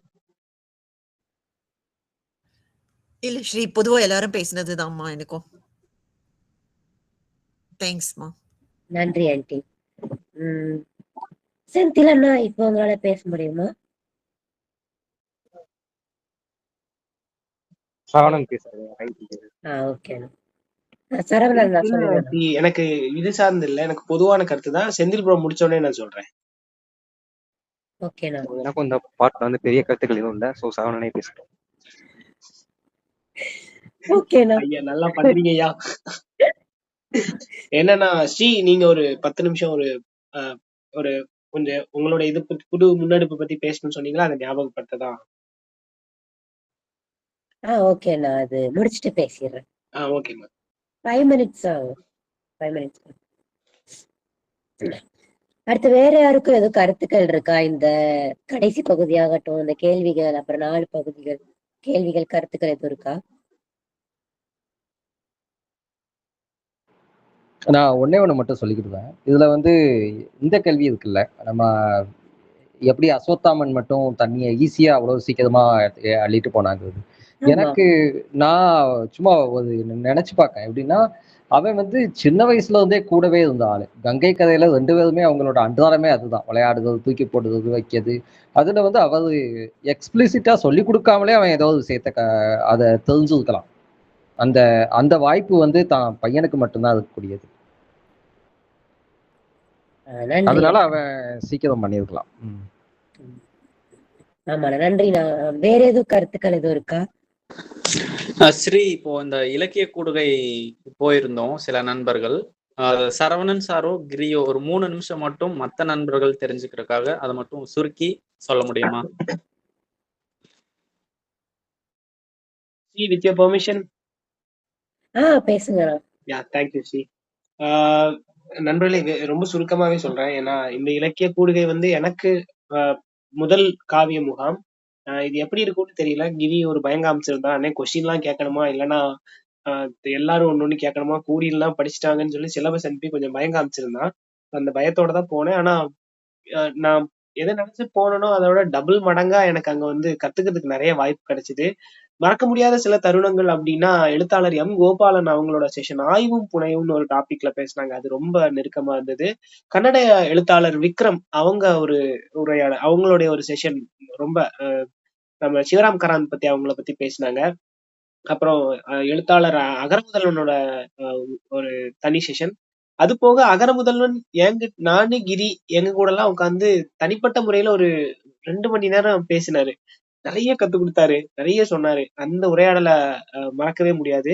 அங்க இந்த பயணத்தை ரொம்ப இனிமையா மாத்துறது வந்து நண்பர்கள் அஜித் ப்ரோ, கிரி, செந்தில் ப்ரோ, பரத்னு ஒரு ப்ரோ. நாங்க 5 பேரும் தான் ஒன்னா சுத்திட்டே இருந்தோம். அண்ட் அஜித் ப்ரோ அவரு எப்பவும் போல அங்கே இங்கேயும் இருந்தாரு. நான் இந்த தடவை ரொம்ப நெருங்கி பழகினது வந்து செந்தில் ப்ரோட்டையும் அஜித் ப்ரோட்டையும் ரொம்ப டைம் ஸ்பெண்ட் பண்ண முடிஞ்சது. அண்ட் எப்படி இது சொல்லலாமான்னு எனக்கு தெரியல. எப்படி ஒரு கற்றல் இருக்கணும் அப்படிங்கறத வந்து இதுல நாங்க நிறைய கத்துக்கிட்டோம். இன்னும் நிறைய கேள்விகள் இருக்கு. அது அடுத்த வகுப்புல நான் உங்களுக்கு சொல்றேன். இதுல புது அனுபவமா நாங்க டென்ட்ல படுத்திருந்தோம். நானும் கிரி ஒரு டென்ட்ல. அந்த இரவுகளை மறக்க முடியாது. அவனை கலாய்ச்சிக்கிட்டே செந்தில் ப்ரோ இருந்தாரு. அது நல்ல ஒரு நினைவு. சோ இதோட நான் நிறுத்திக்கிறேன். நன்றி. கிரி, உனக்கு ஏதாவது பாயிண்ட் இருந்தா நீங்க பேசலாம். கிரியாரை, இளைய கிரியாரை. நன்றிண்ணே. நானும் வந்து சுருக்கமா சொல்லிக்கிறேன். இப்ப இப்ப என்னன்னா, நம்ம இலக்கிய என்ன நடக்குதோ, இல்ல எழுத்தாளர்கள் எல்லாமே வந்து வாசிப்போம். இல்ல வந்து நம்ம சார் பிளாக்ல போடுவாரு, வீடியோவா பார்க்குறது அந்த மாரி தான் இருக்கு. அப்ப இங்க என்ன நடக்குது அப்படிங்கிற ஒரு இது வந்து சித்திரம் வந்து பெருசா உருவாகியிருக்காது. இப்ப அங்க போறப்ப இவ்ளோ விவாதம், எழுத்தாளர்கள், மூத்த வாசகர்கள் எல்லாரையும் இப்ப வந்து பார்க்குறது வந்து நம்ம ஒரு பெரிய ஒரு இதுக்குள்ள இருக்கோம். அப்படிங்கிற ஒரு நிறைவு வந்து தந்தது. அப்புறம் அந்த வாசிப்பு சூழல்ங்கிறது எவ்வளவு பெருசா இருக்கு, எப்படி செயல்படுது அப்படிங்கிறது. அப்புறம் ஒவ்வொருத்தர் ஒரு ஒரு ஆளுமைகள் கூடயே தனித்தனியா அந்த நேரம் வந்து கிடைச்சது. அது ரொம்ப அபூர்வமான ஒரு இதுன்னு நினைக்கிறேன். ஆ சிரில் அலெக்ஸ், அதுக்கப்புறம் அகர முதல்வன், அப்புறம் ஜெயமோகன், இந்த மாரி சொல்லிக்கிட்டே போலாம். ஒவ்வொருத்தர் கூடயும் அது 3 நாளுங்கிறது வந்து அ ஒ ரொம்ப நெறையா ஒரு 40 மணி நேரம் எடுத்துக்கிட்ட மாரி, அந்த நாள் இப்படியே போய்க்கிட்டே இருந்துச்சு. பொன்னான நேரங்களா இருந்தது. அதுக்கு வந்து ரொம்ப இனிமையான நாட்கள். அப்புறம் நண்பர்கள் கூட இருந்தது. அப்புறம் செந்தில் ப்ரோ தான் வந்து இந்த தடவ காவிய முகாமின் நாயகன். அதனால அவரை வாழ்த்தி நான் விடைபெறுகிறேன். செந்திலனா எதுவும் சொல்றீங்களா? காவி முகாம். இல்ல 3 பேருமே சொன்னாங்க. ஆனா அதுல சொல்றதுக்கு எனக்கு முக்கியமா தோன்றது வந்து என்னன்னா, சில அமர்வுகள் வந்து நாங்க எதிர்பார்த்து போன அளவுக்கு இல்ல. அமர்வுகள் மேல வந்து விமர்சனம் இருந்துச்சு. ஆனா 2 பேருமே சரவணனும் சொல்ல, கிரியும் சொல்ல, ஏன்னு தெரியல. முடிச்ச இடத்த அதை பத்தி தான் பேசிருக்கோம். இந்த அமர்வு ஏன் நல்லா இருந்திருக்கலாமா, இன்னும் இதா இருந்திருக்கலாமா அப்படின்ட்டு. மற்றபடி எனக்கு இந்த அமர்வுல நடந்தது அப்படிங்கிறத விட அமர்வுக்கு வெளியே நடந்ததா ரொம்ப முக்கியமா தோணுச்சு. ஜெயமோகன் கூட வாக்கிங் போன தருணங்களா இருக்கட்டும், மற்ற எழுத்தாளர்கள்ட்ட பேசினதா இருக்கட்டும். அமர்வுகளை பத்தி சொல்லணும்னா ரொம்ப முக்கியமான அமர்வு அப்படிங்கிறது சிவகாமகாரத்தை பத்தி விக்ரம் சொன்னாங்க. அந்த அமர்வுல நானும் கிரியும் பக்கத்துல உட்காந்துருந்தோம். கிரி வந்து அப்படியே கையை காமிச்சார். கை ஃபுல்லா அப்படியே புல்லரிச்சிருந்தது சிவகாமகாரத்தை பத்தி அவங்க பேசிட்டு இருக்கும்போது. எனக்கு உடம்புல புல்லரிக்கே தவிர எனக்கும் மனசுக்குள்ள புல்லரிச்சிட்டு இருந்தது. அந்த மாதிரி ரொம்ப இன்ஸ்பைரிங்கான அமர்வு வந்து அந்த அமர்வு இருந்துச்சு. எனக்கும் அந்த அமர்வு வந்து ரொம்ப ரொம்ப முக்கியமான அமர்வா தோணுச்சு. அந்த சிவராம் கராந்த் பத்தின அமர்வு, அதை பத்தி நம்ம தனியாவே பேசலாம். சோ இவ்வளவுதான். செந்தில் ப்ரோ வந்து அந்த நமக்கு மனதுக்கு நெருக்கமில்லாத சில அமர்வுகளை பத்தி சொன்னாரு. அதுதான் நாங்க நெகட்டிவா ஏன் சொல்லணுங்கிறதுக்காக அதை நான் தவிர்த்துட்டேன். பெரும்பாலான அமர்வுகள் வந்து கத்துக்கிறதுக்கு எது இல்லாத மாதிரி இருந்தது எங்களுக்கு. ஆனா கொஞ்சோண்டு கிடைச்சாலும் அமிர்தமா நிறைய அமர்வுகள் இருந்தது. முக்கியமா ஈழ இலக்கியங்களை பத்தி இவரு நம்ம அகரமுதல்வன் பேசின அந்த செஷன்ஸ் வந்து ரொம்ப ரொம்ப முக்கியமான ஒரு செஷனா நாங்க பார்த்தோம். அதுக்கு பிறகு கோபால் சார், கோபாலகிருஷ்ணன் சாரோட ஒரு session, even Bogan Shankar sir வந்து அவரோட கவிதை, அறிவார்ந்த கவிதைகள் அப்படி இன்டெலக்சுவல் பொயட்ரின்ற ஒரு டாபிக்ல ஒரு செஷன் ஆரம்பிச்சார். நல்லா ஆரம்பிச்சது, கிராஃப் மேல ஏறி அப்படியே டர்ன்னு கீழே இறங்கிருச்சு அந்த ஒரு செஷன். மத்த எல்லா செஷனுமே வந்து ஓரளவுக்கு அது எப்படின்னா கிளாஸ் மாதிரி ஆயிடுச்சு. நேரடி கிளாஸ் மாதிரி, அது ஒரு உரையாடலாட்டம் இல்லை. நாங்க எதிர்பார்த்து போனது ஒண்ணு, அங்க நடந்த அந்த செஷன்ல நடந்தது ஒண்ணு. ஆனா அங்கேயுமே சாருடைய கேள்விகளும் அவருடைய பாயிண்ட்ஸும் கத்துக்கிறதுக்கு வந்து நிறைய வாய்ப்புகளை உருவாக்கி தந்துச்சு. அந்த விதத்துல பார்த்தா நெகட்டிவ்ஸையும் சார் வந்து பாசிட்டிவா மாத்திட்டாங்க. சோ அதனால நம்ம அதை ரொம்ப நோண்டி, ஏன்னா நாங்க இப்ப எங்களுக்கு வருத்தமே அதுதான். நாங்க வாக்கிங் போகும்போது பேசிட்டு இருந்தோம், ரொம்ப குறை சொல்றோமோ அப்படின்னு பார்த்தா சாரே எந்திரிச்சு ஒரு குறை சொல்லிட்டாரு, ரொம்ப வெடிச்சிட்டாரு ஒரு டைம்ல. இப்படி எல்லாம் பேசுறதா இருந்தா நீங்க வராதீங்க, நின்னுக்கங்க அப்படின்னு ஆஹ் அவர் டென்ஷன் ஆகி பேசுற அளவுக்கு செஷன் போச்சு. அப்புறம்தான் ஓகே, நமக்கு சரியாதான் புரிஞ்சிருக்கிறோம், நம்ம சரியா போகலன்னு அப்புறம் நாங்க தெரிஞ்சுக்கிட்டோம். அப்புறம் வந்தவங்க எல்லாரும் ஓரளவுக்கு தங்களை தொகுத்துக்கிட்டு பேச ஆரம்பிச்சாங்க. சோ ஒட்டுமொத்தமா பார்த்தா நிறைய கற்றல் இருந்தது, நண்பர்களுடைய நேரம் செலவழிச்சது, அந்த இது எல்லாமே ஒரு ஒரு நிறைவான ஒரு ஒரு காவிய முகாம்.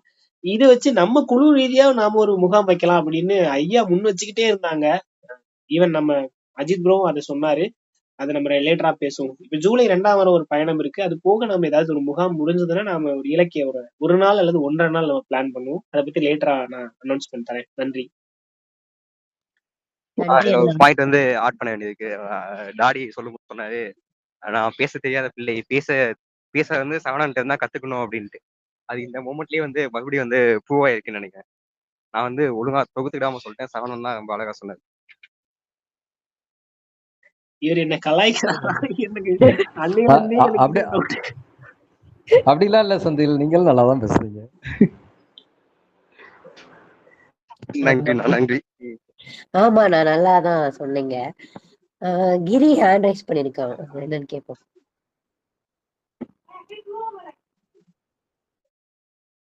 நண்பா மைக் ஆஃப் பண்ணிட்டு பேசு நண்பா. நன்றி நண்பா. இப்ப நான் வந்து ஐயோ, எழுத்தாளர்கள் கூட வந்து நெருங்கி பழக முடிஞ்சது அப்படின்னு சொன்னேன். முக்கியமா ஆனா என்னன்னா, அஜித் ப்ரோ அப்புறம் செந்தில், இவங்க 2 பேரையும் வந்து வாய்ஸ்லயே கேட்டு அஜித் ப்ரோ பார்த்துருக்கேன். ஆனா அவங்க நேர்ல போறப்ப அவங்க இப்ப அஜித் ப்ரோட்ட வந்து வரலாறு சார்ந்தோ ஏதாவது ஒரு புரிதல் சார்ந்து கேட்டா, அவர் விளக்கி சொல்றது வந்து உண்மையாலே வந்து ஒரு நல்ல ஓப்பனிங்கா இருக்கு. அப்ப நம்ம குரூப்லயே இந்த மாரி ஒருத்தர் இருக்காராங்கிறதே நான் இந்த தடவ தான் இன்வென்ட் பண்ண முடிஞ்சது. அப்புறம் அதே மாரி செந்தில் ப்ரோ அவரு வாசிப்பு வந்து ரொம்ப டெப்த்தா விரிஞ்சும் இருக்கு அப்படிங்கிறதையும் வந்து இங்க இருந்தப்ப தான் தெரிஞ்சது. ஏன்னா அவரு ஒரு விஷயம் சொல்றப்பவே அதுக்கு பேரலலான இது வாசிப்பு, அந்த பார்வைகள் அது எல்லாமே அவர் வந்து எடுத்துட்டு இருந்தாரு. அதனால நம்ம இன்னுமே அவங்க 2 பேரையுமே வந்து நெறைய யூஸ் பண்ணி அவங்கள பாடாப்படுத்தணும் அப்படிங்கிறது நான் வச்சுக்கிறேன். எஸ் கிரி, நன்றி. I accept you. அவங்க 2 பேரும் வந்து வேற வேற ஒண்ணு வச்சிருக்காங்க. எனக்கு அவங்க 2 பேரையும் வச்சும் போதான் ஓகே, எனக்கு ஒரு தைரியம் வந்தது. நம்ம நிறைய கத்துக்கிறதுக்கு 2 பேர் இருக்காங்க. அந்த இவ்வளவு நாள் எங்கடா இருந்தீங்கன்னு ஒரு வடிவேலு காமெடி வர மாதிரி எனக்கு பயங்கர ஹாப்பியா இருந்தது அவங்க 2 பேரோட வியூஸ்.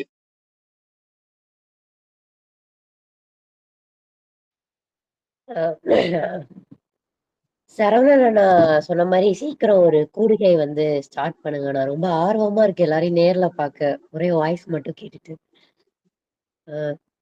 அடுத்து வேற எதுவும் பேசுறீங்களா, இல்ல நான் என்னோட அந்த இனிஷியேட்டிவ் பத்தி சொல்லவா சரவணன்? அவ்வளவுதான் கிரி, சாரி, அவ்வளவுதான். ஸ்ரீ, நீ கண்டினியூ பண்ணு. ஓகேண்ணா. ஸோ வந்து நான் கம்மிங் வீக்ல இருந்து அசரன் ஸ்டார்ட் பண்ணலான்னு இருக்கோம். ஒரு 3 பேர் சேர்ந்து ஒரு நாவல் வாசிப்பு குழு மாதிரி. ஸோ அதில் அசரன் நாவல் ஸ்டார்ட் பண்ணலான்னு இருக்கோம், டாஸ்டர்ஸ்கோடது. உங்களுக்கு யாரும் கலந்துக்கிறதுக்கு எதுவும் விருப்பம் இருந்தா நீங்க எனக்கு மெசேஜ் பண்ணுங்க, அல்லது தெரிவிங்க, நான் உங்களை அந்த குரூப்ல ஆட் பண்றேன். ஸோ வாரத்துக்கு ஒரு 5 அத்தியாயம் அப்படின்னு படிக்கலான்றதான் இப்போதைக்கு என்னோட ஐடியாவா இருக்கு. ஸோ உங்களுக்கு வேற எதுவும் ஐடியா இருந்தாலும் இல்ல உங்களுக்கு விருப்பம் இருந்தாலும் எனக்கு மெசேஜ் பண்ணுங்க. நன்றி. நன்றி ஸ்ரீ. கூடுதல் தகவல்களாக அடுத்த வகுப்பு வந்து நம்ம செந்தில் ப்ரோ வழி நடத்துவாருங்கிறத கேட்டுக்கலாம். செந்தில் ப்ரோ, அடுத்த 2 வாரங்கள் உங்களுடைய வழிகாட்டலில் நாங்கள் சிக்னல் ஒத்துழைச்சாலும் அப்படிங்கிறதுனால இப்பயே அடிக்கோடிட்டு சொல்லிக்க ஆசைப்படுறேன். சிக்னல் ஒத்துழைக்கலன்னா பேக்கப் யாருங்கிறத நீங்களே முன்மொழிந்து விடுங்கள். இல்ல நீங்க சொல்லுங்க, பேக்கப் யாரு இருக்கட்டும். ஓகே ப்ரோ, நான் முடிஞ்ச அளவுக்கு ட்ரை பண்றேன். குரூப்ல அதை பகிருவோம் ப்ரோ. அவ்வளவுதான் ஸ்ரீ, நன்றி. நன்றி அண்ணா. ஆக்சுவலா இந்த 2 வீக்ஸ் என்னைய வந்து ஹோஸ்ட் பண்ண விட்டது வந்து எனக்கு ஒரு நல்ல எக்ஸ்பீரியன்ஸ் ஆக்சுவலா. ரொம்ப நன்றி. அதாவது என்னோட 23வது வயதுல வந்து உனக்கான ஒரு இலக்கிய கூட்டம் உனக்கு கிடைக்கும் அப்படின்னு ஒரு நாள் எங்க அப்பா சொன்னாங்க. ஒரு 13 வயசுல. அதே மாதிரி கரெக்டா என்னோட 23வது வயதுல நான் இந்த குழுக்குள்ள ஜாயின்ட் ஆனேன். ஸோ எனக்கு அது ரொம்ப ஹாப்பியா இருக்கு. அப்புறம் நான் என்னைய இவ்வளவு தூரத்துக்கு ஒரு ஹோஸ்ட் பண்ற அளவுக்கு கொஞ்சம் டெவலப் பண்ணியிருக்கேன் அப்படின்னு நான் நல்லா ஹோஸ்ட் பண்ணியிருக்கேன்னு நினைக்கிறேன். இப்ப டெவலப் பண்ணது எனக்கு ரொம்ப சந்தோஷமான ஒரு விஷயம் தான். இருக்க சரவணன் அண்ணா எல்லாருக்கும் நன்றி. எஸ் எல்லாமே வாழ்த்துக்கள் ஸ்ரீ, நன்றி. நல்லா பண்றீங்க. எஸ் ஆமா, நல்லாவே பண்ண சுதி. வாழ்த்துக்கள். நன்றி நன்றி. இது என்னன்னா இப்படி ஒரு கூட்டம் கிடைக்கிறது ரொம்ப டஃப். எல்லாம் நிறைய பேர் தேடிட்டு இருக்காங்க. இந்த கூட்டம் வந்து அந்த நம்ம இன்னும் இது பத்தாதுன்னு நான் நினைக்கிறேன். இன்னும் நம்ம மூக்கெல்லாம் ரத்தம் வரல. எல்லாரும் ஆளாளுக்கு பஞ்சை வச்சு தடவிட்டு இருக்கோம். இன்னுமே தான் நம்ம பீமனா மாறணும். எல்லாரும் தயவு செஞ்சு கையில ஒரு கதையை எடுங்க. முக்கியமா ஏன் மண்டையே உடைங்க. சுத்தி இருக்கிற எல்லார் மண்டையும் உடைப்போம். நாம இது வந்து இன்னும் ஒரு போர்க்களமா மாறணுங்கிறத இலக்கிய சச்சரவுன்னு நான் சொல்றேன். கையில் எடுக்க வேண்டியது அதுதான் வேணும்னு நினைக்கிறேன். நம்மள இன்னும் உடைக்கணும். அவ்வளவுதான். நம்ம மயிலிறகால நீவிட்டே இருக்கிறோமோன்னு தோணுது. அது ஒண்ணு இருக்கு நண்பர்களே. இன்னும் டீப்பா போகணுங்கிறது தான் நான் கொஞ்சம் ரகடான லாங்குவேஜ்ல சொன்னேன். அது மட்டும் என்னுடைய ஒரு சின்ன கருத்து. கண்டிப்பாண்ணா.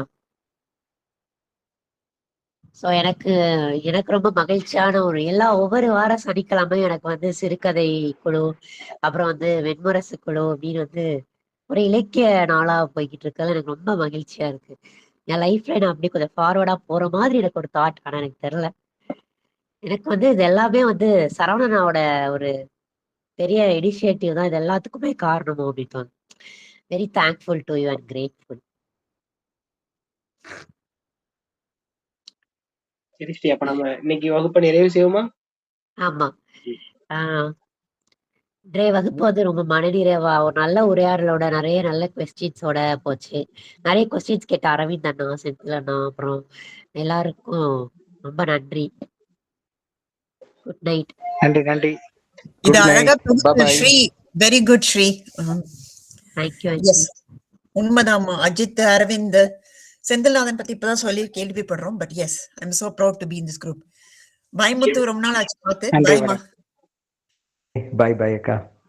பாய்மா. பாய். நன்றி பாய். நண்பர்களே. நன்றி நண்பர்களே. By by. சரவணன், ஆ அடுத்த வாரம் வரமாட்டேன் சரவணன். அதுக்கு அடுத்த வாரம் மீட் பண்ணுவோம் சரவணன். கண்டிப்பாம்மா, கண்டிப்பா. ஓகே, பார்க்கலாம். பாய்மா. பாய் நண்பர்களே. நான் இப்ப ஆஃப் பண்றேன்.